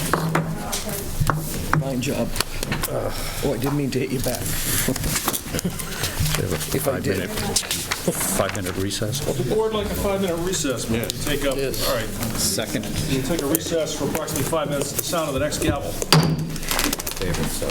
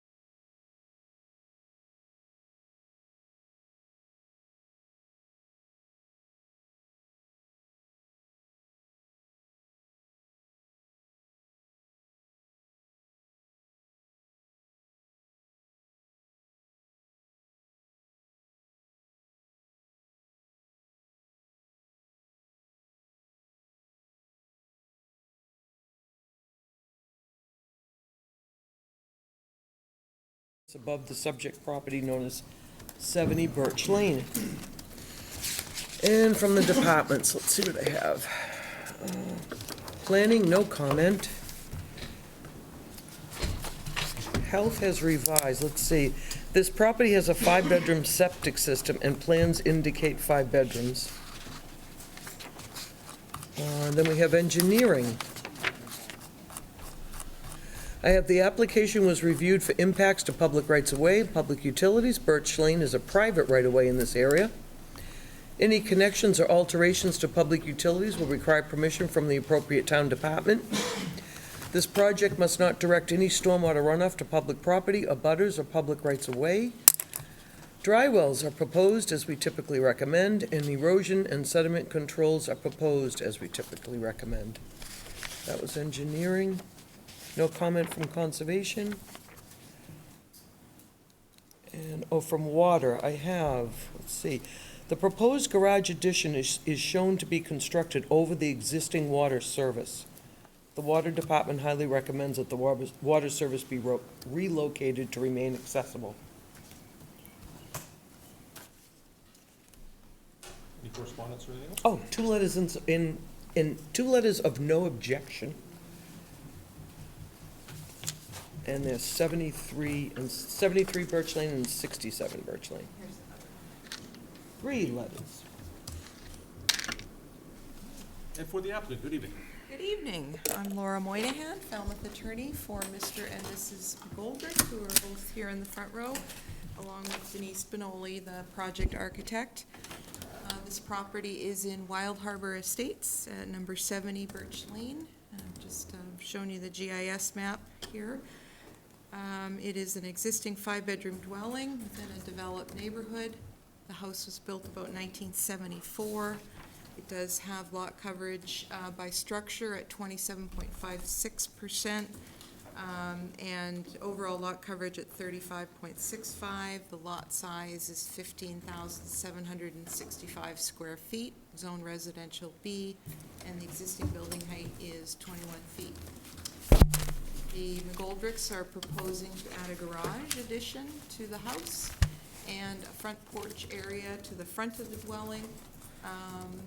Adding landings and steps at the rear and sides. They will remove the existing deck and shed. They are proposing to relocate the existing generators, and they will relocate the water service per water department requirements as well. The proposed lot coverage is slightly less than what's existing at 27% by structure. Overall lot coverage at 37.38. There is a decrease, as I said, from lot coverage of about 89 square feet. The overall lot coverage is conforming at less than 40%, and the building height will have a slight increase of 1.5 feet to 22.5, which is the garage addition portion of the building. This is a photograph of the existing house, as I said, built in 1974. And these are Denise's proposed elevation plans. So in the top elevation, you see where the garage is proposed at the front of the house with habitable space above, and the proposed rear elevation showing where the garage location will be as well. And these are the side elevations showing the addition area and a deck area as well off of the second floor. This is the site plan that Warwick and Associates prepared. So here is Birch Lane. This is the proposed garage addition at the front of the property. It is complying with setbacks. This is the covered porch addition area where the front entry is into the house. This is the deck area that will be removed, and the shed will be removed as well. And under the bylaw, this is a section 240-3C case. It is not a lot coverage up to 25% case because the existing property is already over 25%. And I've given you the recodified section. It is a non-conforming structure as to lot coverage by structure. As I said, there would not be any increase in lot coverage by structure, and the overall lot coverage is non-conforming. Lot coverage is allowed, as you know, by structures to 25% by special permit. 25% lot coverage for this lot is 3,941 square feet. So our proposed difference above that is about 314 square feet over what could be allowed by special permit. But as noted, this is non-conforming as it is anyway. I did supply a lot coverage worksheet just to show you that there were other properties in the neighborhood that were over 20%. Here are some neighboring houses, 74 Birch Lane, just to give you some idea of dimensions and bulk of these neighboring properties that are across the street and in the immediate area of the applicant's home. 67 Birch Lane, 73 Birch Lane, and this one is 13 Ironwood Lane. I included this because it is around the corner, but it was a lot coverage over 20% case that the zoning board voted relatively recently, just to show you the bulk and dimensions of that building. So under the zoning bylaw, I would submit the size and height of the structures in keeping with the neighborhood homes, that there aren't any adverse impacts on the adjacent properties or the neighborhood. No adverse traffic impacts. The Wild Harbor Estates Association has approved the plans for the project, and that is in your file as well. And there would be significant exterior benefits to the exterior improvement of the home, and I think that would benefit the neighborhood as well. Lot coverage analysis indicates we do have structures over 20%. There is a slight decrease proposed. There's no increase in bedrooms. The building height has a modest increase of 1.5 feet, and up to 35 feet can be permitted. So I would submit it's not substantially more detrimental than the existing nonconformity. There are beneficial impacts. The setbacks, building height, and overall lot coverage are conforming to the zoning bylaw, and therefore the standards of the zoning bylaw are met for the project. And that is my presentation. I'd be happy to answer any questions if you have any. What questions? Start with you, Scott. Just confirmation, Attorney Moynihan, on the deck to the back of the house, 100% of that deck is being removed. Because I saw multiple flags down the back of it, and I just didn't know why that was being delineated. I just wanted to confirm it's 100% of it's being removed. Yes, that's correct, yeah. Okay, thank you. No further question. I don't know if it's my purview. Did you go before the HOA? Yes, it's in the file, and the HOA approved the plans. They did ask for one landing on the garage side to be removed, and that it be at grade, that door access and patio, or just an at-grade access, because the HOA has a 15-foot setback in Wild Harbor, and that was in their 15-foot setback. So that was changed, and you have those plans in your file. Great, thank you. Anything else? No, nothing, looks nice. Frank? All set? All set. One thing, I'm in favor, I agree, it's a nice project.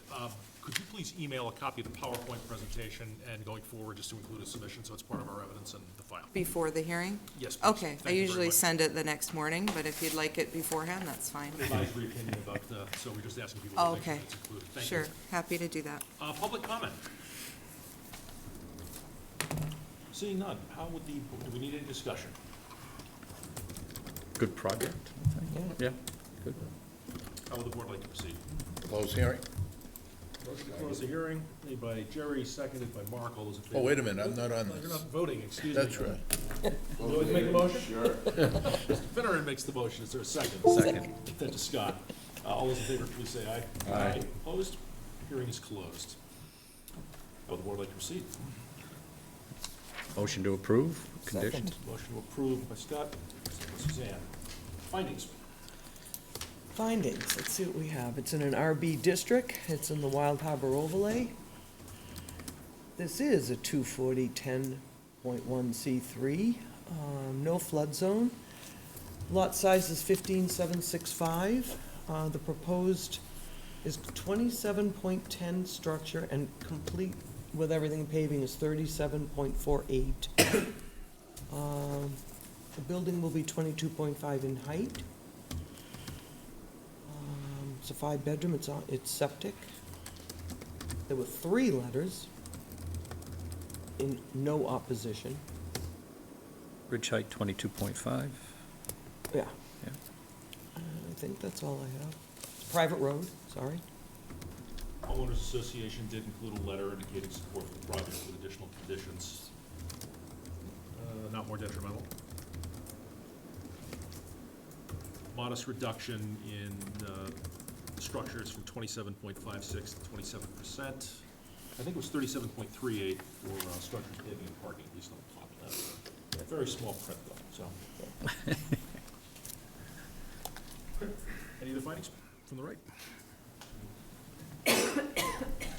Condition? Applicant will relocate water line. Yep. Testimony was, we put the condition to be a water line to be moved.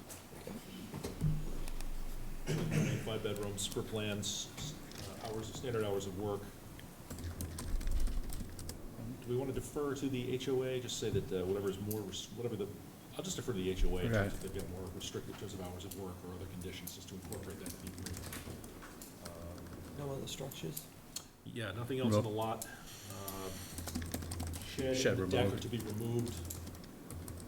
No additional, anything that would trigger additional lot coverage may be added. No modification to the special permit. Other conditions? I think that's Do good. you want a condition about no bedrooms in the basement, or do you leave that to the board? I'll defer to You the said Board of Health. 5-bedroom, yeah. Put 5 bed, it's remaining, it's testimony is it's 5 Remaining. bedrooms, the remaining 5 bedrooms. We'll defer to the Board of Health if it becomes an issue. Anything else? I think that's good. All those in favor, please say aye. Aye. Opposed? That is a vote. Thank you. Thank you very much. Was there a second on the motion? I think I missed. Was there a seconder on? Yes. Okay. I think it was Scott. I saw you nod, Recording but Secretary, what do you have? If not, we'll clarify. So, I had Mr. Finner and Mr. Peterson to close, and Mr. Peterson and Ms. Murphy. okay, to thank approve. you. I didn't hear it. I'm a quiet talker. I'm a mumbler. I talked too much tonight. As always, Mrs. DeMello has impeccable minutes. As it definitely does. Next up, we have hearing 31-23 Frazier, Champney trustees of 50 Seaspray Drive, East Falmouth, requesting special permit to raise and rebuild the existing dwelling exceeding 20% lot coverage by structures. Okay, we have Carol A. Frazier and Nancy Champney of 74 Ruth Ellen Road, Bellingham, Mass. Applied to the Zoning Board of Appeals for a special permit pursuant to Sections 240, 11.38 parentheses 4 of the Code of Falmouth to raise and rebuild the existing dwelling exceeding 20% lot coverage by structures on the subject property known as 50 Seaspray. And from town boards, we have no comment from planning, no comment from health, and we have engineering. Number 1, this application was reviewed for impacts to the public rights-of-way and public utilities. Seaspray Drive is a private right-of-way in this area. Number 2, any connections, alterations to public utilities will require permission from the appropriate town department. 3, the project must not direct any stormwater runoff to public property, abutters, or public rights-of-way. 4, we recommend that the board add a condition that requires the addition of dry wells, rain garden, or other stormwater infiltration measures or stormwater harvesting measures such as rain barrels for the new roof area at a minimum.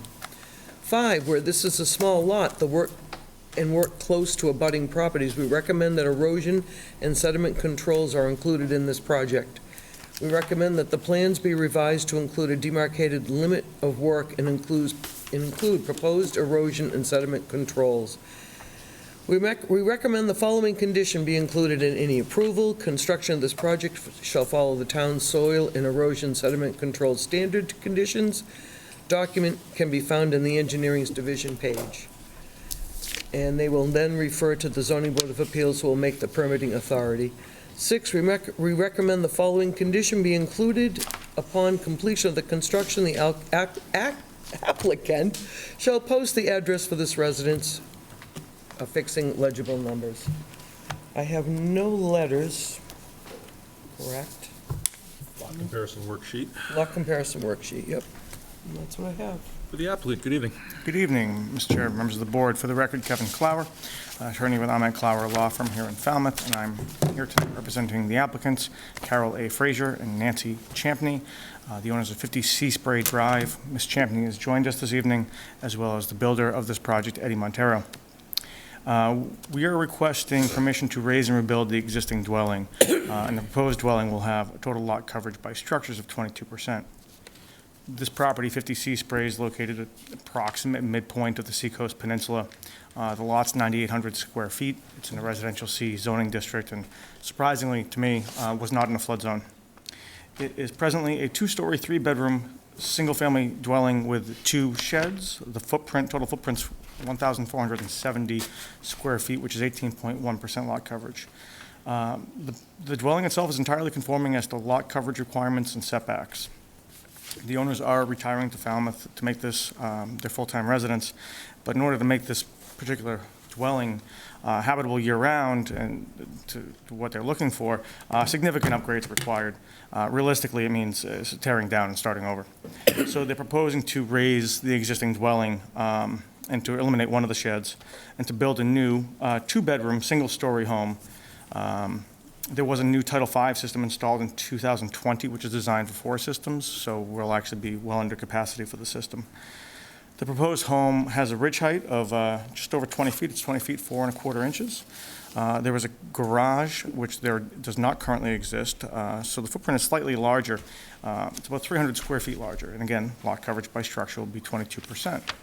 Otherwise, it will comply with side yard and front yard setbacks, as well as lot coverage by structures, paving, and parking, which will only be 26.2%. The number of bedrooms, again, reduced from 3 to 2. So because of the lot coverage, this does require a special permit under Section 240.11.3A4, previously 69E, which allows for lot coverage by structure exceeding 20%. By special permit from this board, you're asked to consider the size and height of the structure in relation to the average size and height of structures in the neighborhood, the effect of shadow on adjacent properties, impacts on views and vistas, and the effect of nitrogen on coastal embayments. As we've talked about, Seacoast Shores is a varied and changing neighborhood, contains homes that are both quite modest in size and also very substantial properties. We did submit our lot comparison worksheet, 34 properties within 300 feet. This is below the average footprint and almost exactly the average gross floor area. There's no impact on views and vistas from public ways. There should be no effect of shadow. The proposal is very much in character with the neighborhood and nearby homes. And the Title V system, as I mentioned, was recently installed and designed for a greater number of bedrooms than we're proposing, so there should be no effect of nitrogen on coastal abatements. The applicant's proposal, I think, is relatively modest in scope, especially considering they could shrink this footprint, but not much, and build a much larger by-right home, which would have a greater impact on nearby properties. There's no adverse effects to this project, and certainly none that would overbalance the benefits. It is in character with the neighborhood in size and scope, and it meets the requirements of 240.11.3A4 and 240.12.1E. I think that you can and should approve the special permit, and I would be happy to address any questions that you might have at this time. Board questions. Start with you, Jerry. No question. Frank? None. Mark? No, I'd just like to point out that we'll be voting our staking policy tonight, and I want just the word to go out that we need all the lot corners staked from here forward. The back was not done. Okay. And the only other thing is, you forgot to point out that when Eddie's done building this house, it might well be one of the nicer neighborhoods in Falmouth. You know what? It's a beautiful neighborhood. Might be my favorite one in town. I now have no questions. No questions. I take it you're going to take the older shed in the back The one left-hand in the corner back down, left not corner, the new yes. shed? Yes. Okay, good. No, I have no question. I think, good project. Is the new shed staying? The new shed staying, yeah. Staying, I guess. I will say, the first time I opened this up on my computer and saw the number of soil erosion conditions up there on the, I went, oh my lord, but. I do the same thing, so don't feel bad. Public comment. Seeing none. Do we need any board discussion? Motion to close. We have a motion to close. Second. A second. Give that to Scott with his hand raised. All those in favor, please say aye. Aye. Opposed? No. That's a vote. How would the board like to proceed? Motion to approve? A motion to approve, seconded by Suzanne. Findings. It's in an RC zone. Wacoit Bay, no flood zone. Lot size is 8137 on a private road. The proposed is 22 with structure, 26.2 with everything. 20 feet, 0.4 inches. It's a 240-11-3A, parentheses 4. I think that's all I have, no letters, 2 bedrooms? 2 bedrooms. Testimony from the applicant, the installation of a new Title V system in 2020. Bedroom count is below what would be permissible under Board of Health regulations. Testimony of elimination of 1 shed. That's it. Anything else for findings? Conditions? For plan, hours of work, engineering comments, posting of numbers, standard hours of work, tight neighborhood, so just have them condition, they just either, if they can't keep everything off the road, just work with the police department to make sure they're not hindering public safety. No other structures. No other structures or anything. Lot coverage. I'm gonna leave the bedroom count alone, given the septic system is Yeah. well in Sufficient. excess. If they wanna leave it to the Board of Health. Conditions over here, anything else? So engineering did have a recommendation. They asked for a revised plan to have dry well added for the new roof area. And they also asked for a demarcated limit of work with soil erosion and sediment control. I defer to engineering. That plan had dry wells, and the erosion sediment control plan actually had that, that we submitted. And there was one weird circumstance, which is, we had a scale in the office to look at dimensions, and it appears from the scale that the house was not set back as far from the street as is depicted on the plan. So I guess just as part of the conditions, we would recommend that the engineer state where the front of that property is gonna be, so that there's not an inadvertent error for the house to be closer to the street than is intended. It's reasonable. Yeah. Yeah, that's a good point. Good pickup. Good catch. Anything else? No? All those in favor, please say aye. Aye. Opposed? That is a vote. Thank you very much. Thank you very much, we appreciate your time. Next up, we have 03223, Nanji, trustee of 24 Willis Lane, East Falmouth, requesting a special permit to allow a 3rd garage bay.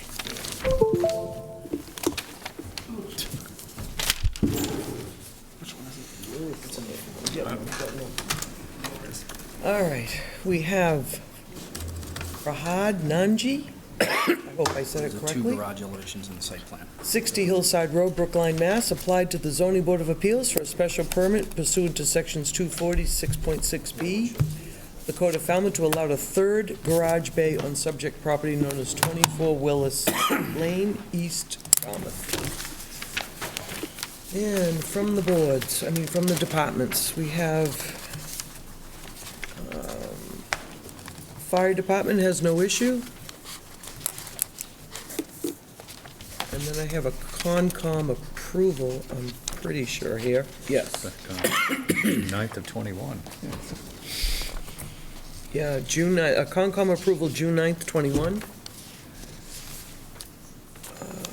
Let's see. Health has no issues.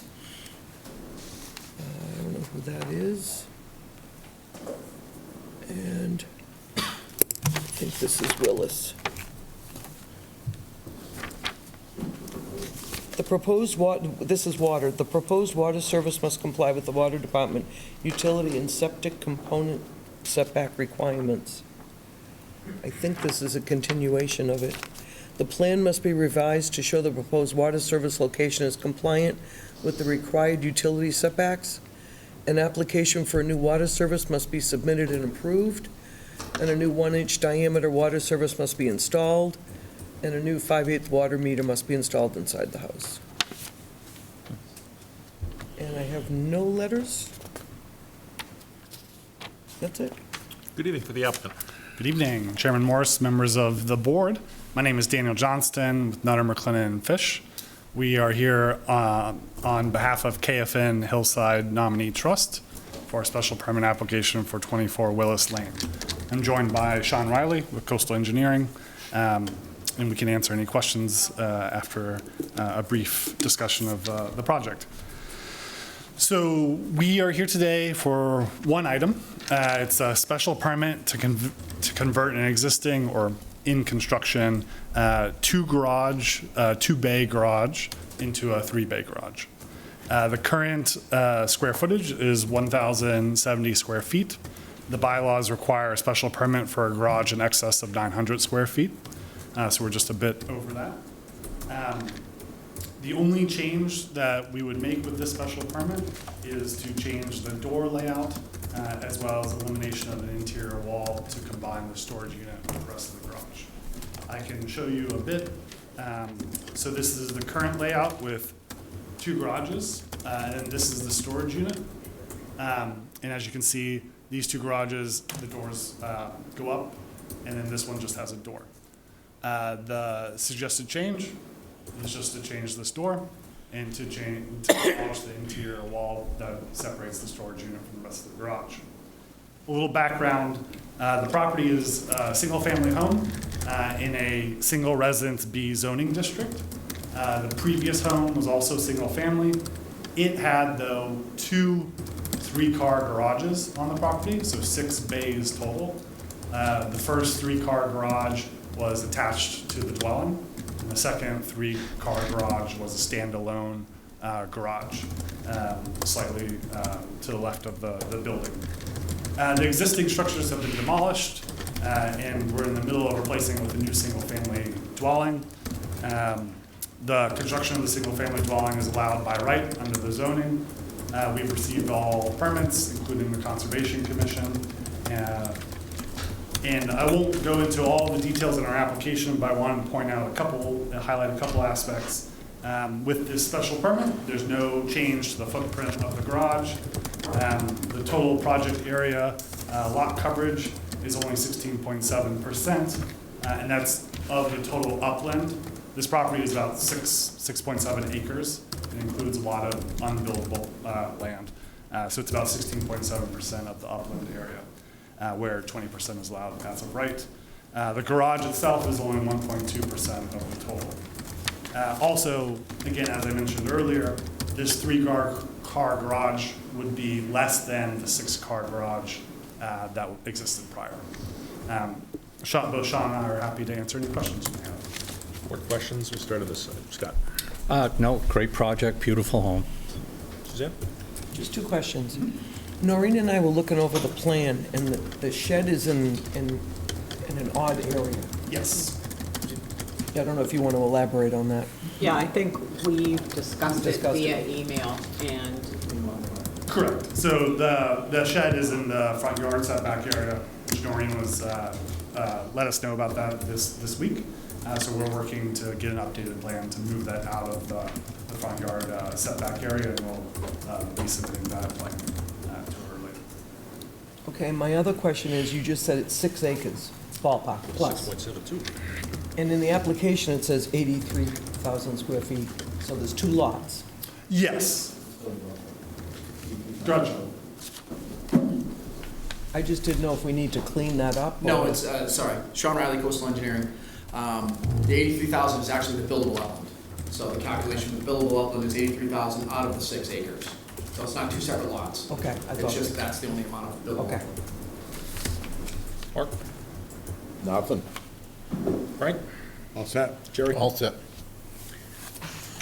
I have no questions on this project either. It looks, well, one, and it's just reiterates a previous point. You've got a huge lot, you've got reduced garage bays from 6 to 3. Breathe easy, you have my support. I just don't like when people clearly build a 3-bay garage instead of just asking for it from the get-go. And I can definitely answer that, Chairman. There was a special permit that was issued in 1999 for 2 or more bays. When our client came to us initially, we thought it wouldn't be necessary to get an updated special permit after conversations with the building commissioner, because we were, demolishing the existing buildings, and to err on the safe side, he wanted us to come before the board, and that's what we've done. It's a beautiful project. Like I said, you have my support. I just don't like the two-step approach to getting some of these things. So, any discussion of the board? No. I've been working on this since 1999. That was the existing building. It is pretty big, Mark. Yeah. Hi, I'm Mike Rimmel. I live at 33 Davis Road, the butter. I guess, so all you're asking is if you want to change the door to garage door to your plan, as long as it's a park garage, it's just disguised as a storage facility. What was the door going to be, if I may ask, before it was going to be an open door? Just a pass door, main door, So there's a solid facade. with a single main door. You want to just step up to the microphone, and questions, please come through the board. Thank you. Yeah, it would have just been a single man door, pass door, in the middle of what looks like an overhead door. Come back to that previous You can slide. see it on the previous slide there.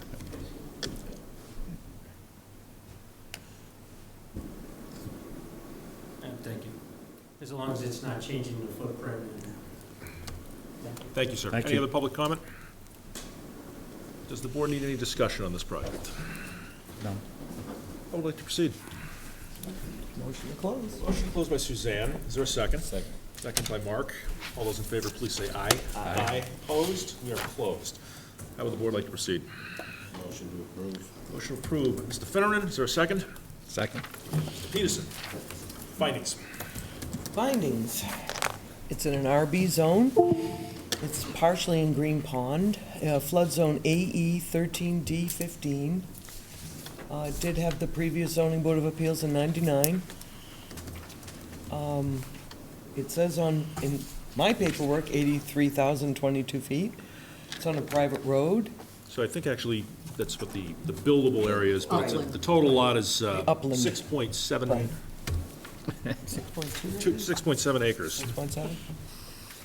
Private road, lot coverage is 16.7, total is 22.29. The structure is 33 feet tall. They got approved conservation, we already said that, in 21. I think that's all. What's it, 246.6B? Testimony, there were two previous three-car garage bays, all been eliminated, so the number of total stalls has been reduced by 50%. No change to the footprint? No change to the footprint.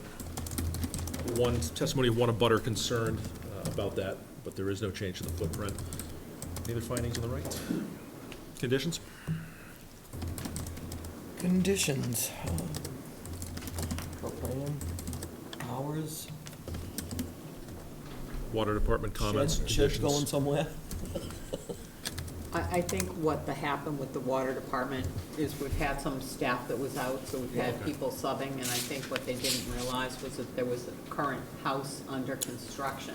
So the water referral was not exactly accurate to the proposal, in that I'm sure the water department's actually already signed off on the building permit because it's under construction, so. I'll defer to the building commissioner if we need further action. Concom conditions incorporated in the decision, please.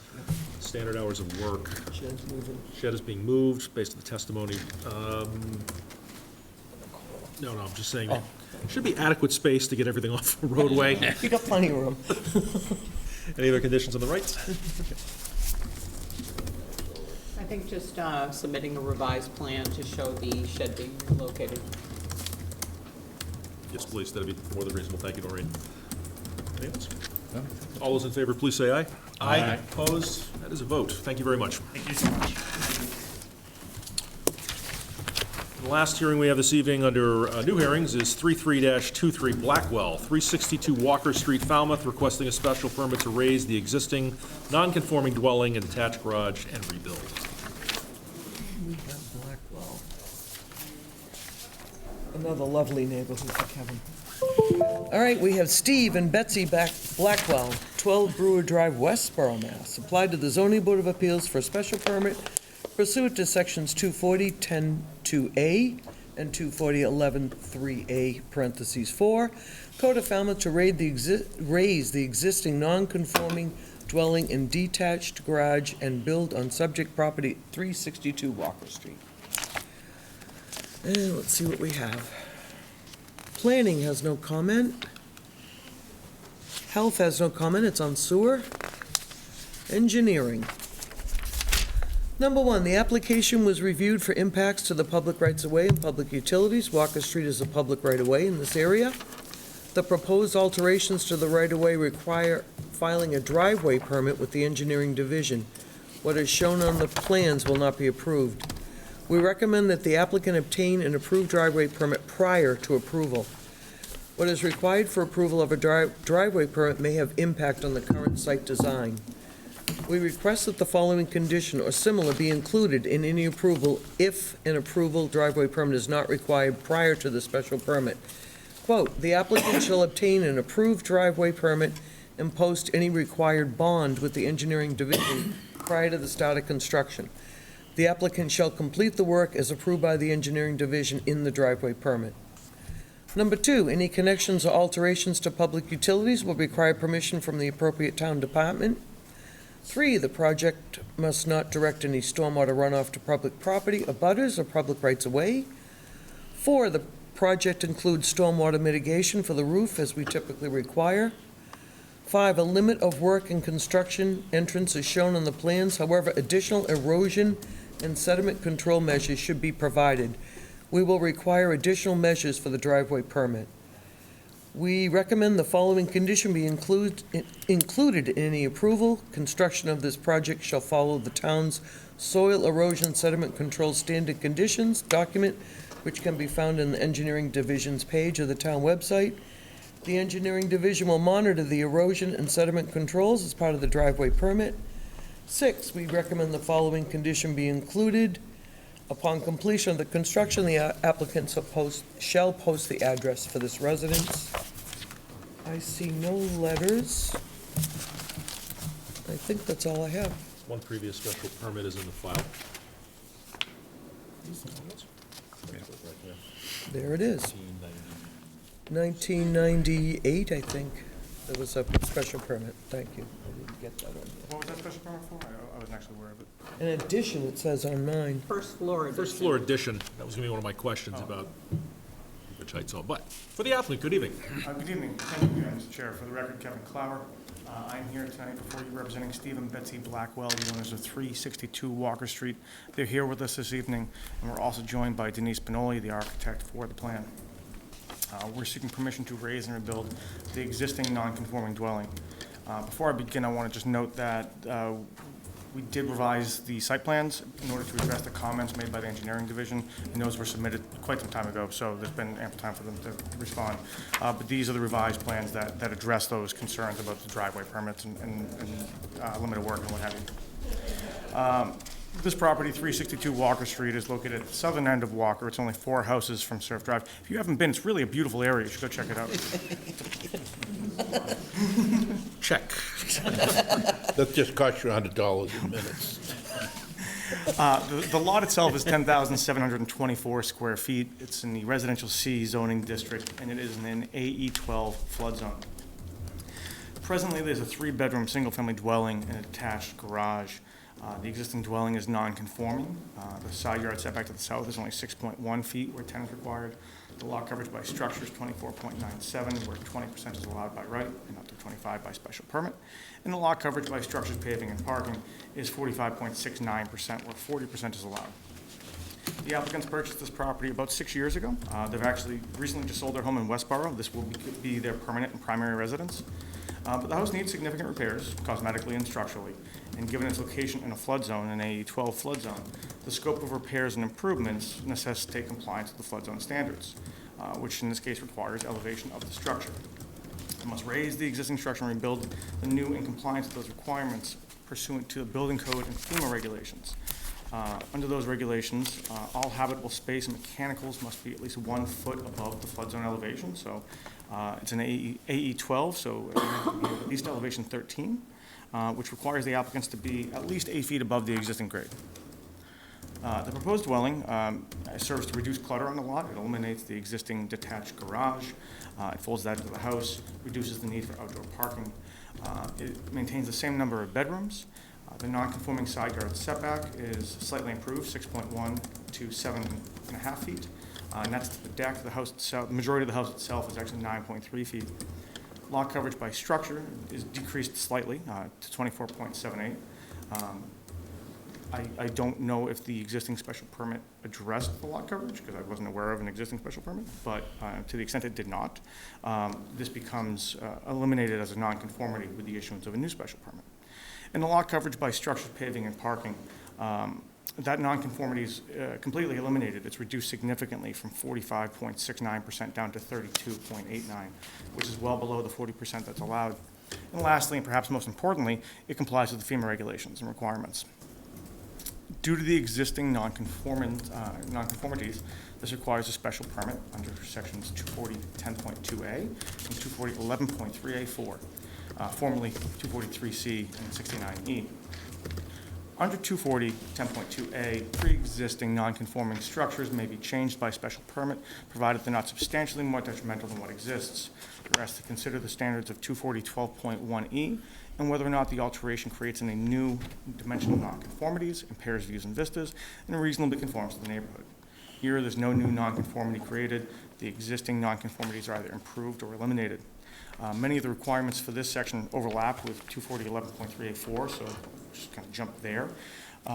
Under that section, lot coverage by structure may exceed 20% in the residential C district by special permit. This board is asked to consider the size and height of the structure in relation to the neighborhood, the effect of shadows, the impacts on views and vistas from public ways, and the effect of nitrogen on coastal embayments.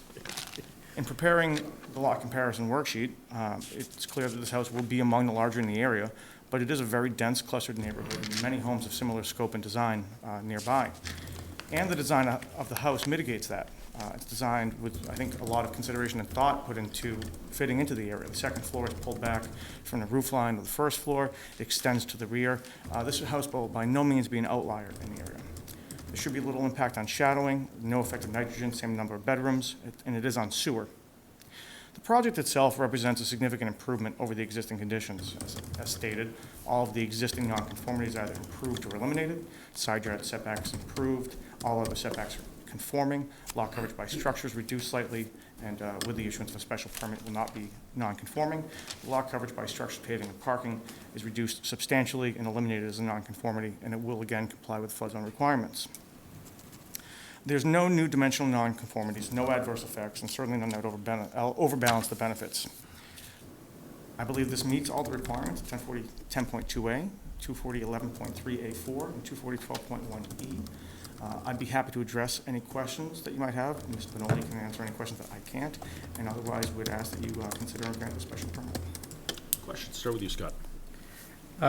Attorney Clow, it's a good project, well needed, I think, as you mentioned earlier. With the ridge height going to 34.72, we definitely would like to see a as-built certificate because no objection. You're kind of tickling that, sure, that 35-foot. Yeah, I think the abutting house, to your point, might be far enough away where there's no shadow risk to the abutter. Good project. No other comments? Suzanne? Did you go before conservation? It was an RDA for conservation, because it's only in the flood zone, it's not within setbacks, and that was filed. So the special permit, if you didn't see it, council was, one of the questions or concerns was the ridge height, effect on shadowing and such. I was gonna have a question about the ridge height, so yeah, the as-built would be good just to, because we are close. And again, I'm never gonna penalize an applicant for coming into compliance with FEMA flood zone, so. Good project. Mark? Nothing. It's a good project. I could see where they needed the improvement. Good luck. Frank? We're going to see more of these as we go along. I have no further questions. Gary? Public comment? Richard? It's down to you. I think everyone wants to go watch the Celtics games. Does the board need any discussion on the project? No. How would the board like to proceed? Motion to close by Mr. Finneran. Is there a second? That's you, Suzanne. All those in favor, please say aye. Aye. Opposed? That is a vote. How would the board like to proceed? Motion approved. I'll give that to Suzanne in a second. You, Scott. Thank you. Findings. Findings, it's in an RC zone, AE 13. The previous decision in 98 for the addition. The lot size is 10,724. It's on a public road. Proposed is, structure is 27.37, and complete is 32.49. I think you want 24.78. Yeah. 24.78? For the coverage, yeah, by structure. Okay, sorry. 7.8. Total 32.49? Did I get that one right? I have 34.72. 32.89. Oh, 32.32.89. that was a tough day. I think the numbers were pretty tiny, maybe. I talk fast and I mumble. Sometimes so- I have to use her magnifying glass. Yeah. Sometimes they're tough. Okay, let's see, the height is 34.72. It's on sewer. You said you did conservation. RDA from Conservation. Yep. It's a 240-10-2A, 240-11-3A, 4 parentheses. I think that's all I have. Any additional findings? Testimony is no bedroom increase, but is on sewer, so 4 by right, but the testimony was there'll be no increase. That's all I've got. Yeah. No, that's good. Conditions Plans. for plans, as built, height certification. Yeah. Oh, one other findings. The number of nonconformities are being reduced or eliminated based on the project. I think there's only one that's being reduced, yeah. All being reduced, one being eliminated. Oh, okay. It's been a long day, sorry. Engineering comments, as applicable. Hours of work. No more The structures. standard conditions. Is there anything else? So the sewer, there was also the request about the cut and cap with the permit, so that's pretty standard for Yep. raise and rebuild. Incorporate all comments. Yeah, yeah. Soil erosion and sediment control, right, close to grass. The water department, I don't know if we specifically had something, but they do want the line shown on the plans, and they'll want that meter, the pit removed. And then for lot coverage, I know that there's typically a cert done for the foundation, but it's probably more practical to have it, the lot coverage by structure cert when the dwelling's done, because that will include landing, stairs, et cetera, which is part of the total. Anything else? All those in favor, please say aye. Aye. Opposed? That is a vote. Thank you Mr. very Clark. much. We appreciate your time. Good luck. Thank you. Moving on to open meeting agenda items. I believe we're tabling all minutes. We've already dealt with number 2. We have the potential vote of the staking policy. Hand these babies out. Want to table that? I'm exhausted myself. It's halftime anyway. It's, We're up by 7. a few extras. I'll take one. I know we've had discussion of this. I know this has been circulated before. Are there any additions or comments that need to be made I do regarding? have to ask, what is NGVD? So that is the measurement that they're currently using for elevations. And the bylaw actually references one of the requirements is that you be no closer than 50 feet from these specific wetland lines. And the board periodically has applications where someone is closer than 50 feet from the wetland line existing. So I figured as part of staking, and probably they're having staking done for conservation anyway, that you would want to know where that wetland line is, so that you can evaluate if they're doing construction that way, Yeah. what the proximity is. That's a good idea. So would offsets, where we have some issues with offsetting, there's a fence or things like that, do we need to spike that out on this? Or? Well, so here's one of the issues that I think the board has encountered, is typically people that responsibly install fences typically step them in from the property line so that you have the ability to maintain, repair, et cetera. So for the board, when you ask somebody to stake a property line, but you enter into their property, if they're fenced, excuse me, you're not gonna see the lot line. Right. Because it's gonna be on the other side of the fence. So what I would recommend is that we still ask people to do the staking, but that you bring a copy of the plan with you when you do the site visit, because I think you really need to look at the staking and the plan to really evaluate what someone's looking to do. Okay. Good point. The house on 362 Walker that we just did have offset stakes in the building itself. And I don't see here the zone as came up. Split zone issue? Yeah, the split zone, that came up a couple of times in the last. I thought that we had agreed that when there were split zones, we would make that indication. So let's just add it on there. Just need to add split zoning, Yeah. need to be staked or otherwise delineated. Do we want stakes if they put spray paint on the ground? Is that sufficient, or do you want stakes? Stakes, because Stakes in with the a- wintertime, and they'd be covered by snow. Good point. Excellent point. Thank you, Frank. Frank, you're not aware that I'm we have thinking climate beach change weather here? right now, not snow. We didn't have any winter, Frank. Because you do periodically have properties that have Split zones, sure. 3. So you're also gonna have the confusion about, well, what does the stake mean? So They just, write on the stake. Yeah, they'd have to be labeled. B1, whatever. and they're not necessarily straight across the lot either. They might be curved. I mean, there's a lot of fluctuations. So I think while it will be of value to have that provided to you, you're gonna have some flexibility on, you can't have somebody putting 50 stakes to match exactly where. I look at something like that as, it just calls it to our attention. Yeah. It doesn't need to be geographically 100% correct as to the location of the zone, but just says, hey, there's 2 different zones here, so Yeah, be as long as thinking the about stakes that. in the proper spot. I mean, Exactly. We can figure out the rest from the print. So other than addition of that, are there other additions or comments that you want to, Frank?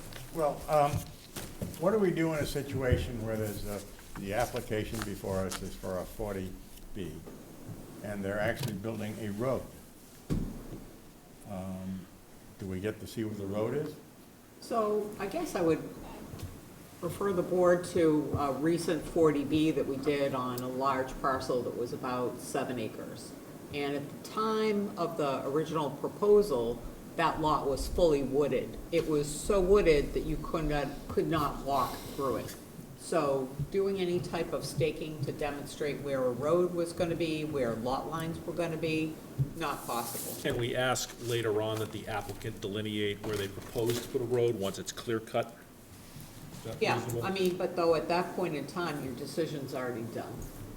So I guess what I would suggest to you, and similar to a site walk that you have coming up, is that you do a site walk. And to the extent that they can demonstrate where something will be to you, they can do that. But they obviously can't clear cut a site and then say, oh, by the way, here's where everything's gonna go, and nor do you want them to do that, right? So you're gonna have to have some flexibility, and obviously 40B is an unusual circumstance where you have to have sort of the maximum amount of flexibility when you're looking at these originally. Just relative to that, the site walk, we're gonna have nobody wear shorts. There's bull briars all through there. I got scratched I up. thought he was gonna say poison ivy, which is worse for me. Ticks, all kinds of lovely Oh, things. I wear, when I take my dogs, I'm in full gear. If it's there, I'll Just the find it. modification for That's the me with multiple poison zones, and ivy. that's it for this document? Yeah, I mean, I guess, there's obviously always gonna be unique circumstances that are gonna arise. And We I just think have to if be it's flexible, something yeah. that the board really needs some further staking for, it will be appropriate to ask for it and continue. That was my point. Can we put that in the policy that the board may ask for further staking at appropriate time, Yeah. depending upon circumstances. Absolutely, I think that's exceptionally idea, Frank. reasonable and puts everybody on notice. Good idea. Barry, any comments? No. Anything else, Frank? No. Mark? No, I mean, conservation doesn't even have a policy, and they never have any problems, so. Suzanne? This is great. Scott? None. Thank you. Do we want just to incorporate our changes, or do we want to have a document redrafted before we vote? Just incorporate them. Yeah. Yes, Just incorporate. All right, is there a motion to approve the staking policy as amended? So moved. Give it to Suzanne. Second. Mr. Finneran. Any discussion? Seeing none. All those in favor, please say aye. Aye. It's We easier will than I thought. distribute this to our usual surveyors, et cetera, so that They know. the information gets out. Can we circulate it to the regular practitioners as well, just so they're Yeah, aware too? yeah, and we'll Thank you. post it on our website so that we will And then the have people packet, best informed. obviously. Board discussion. Seeing none. Board updates. Want to leave? Yeah. Reminder of the date of the walkthrough, Saturday, the 20th at at 10, and that's, we're going to meet, do we have a predetermined meet, or are we going to meet right at the driveway there? So Percival Yeah, it's itself tough to park, yeah. is, you know, there's a pretty long piece there that's very straight. So, I've been out there for multiple sidewalks at this point in time, and I think that on the side of Percival toward the development is perhaps not a bad location because there's sight distance there. There's not a lot of room, but cars could get around you, so. The other option is meet at a common place and we carpool in, so. There's plenty of room to park. Noreen can or use Ashley, Mark's old if you just house. want to send an email reminder to everybody. Yeah. Thank you. Wear long pants. It's a Yes. Good point. Yeah, I think for the previous site walks that we did, no one went actually into the site. We all walked along it and discussed. Oh, we went in on North Falmouth Highway, or was it West Yes. Falmouth? Yes. Yeah, but here, there's none of the property is cleared. Right. So you obviously don't want to wind up tangled in the middle of God knows what. I agree. No, we don't want them getting hurt. Future agenda items? Right. All right, site walk, which would be public on the 20th. The next regularly scheduled meeting will be on May 25th, 2023, 6:30 PM here in the Selectmen's Meeting Room at Town Hall. No further business before us. I declare us adjourned. Yeah.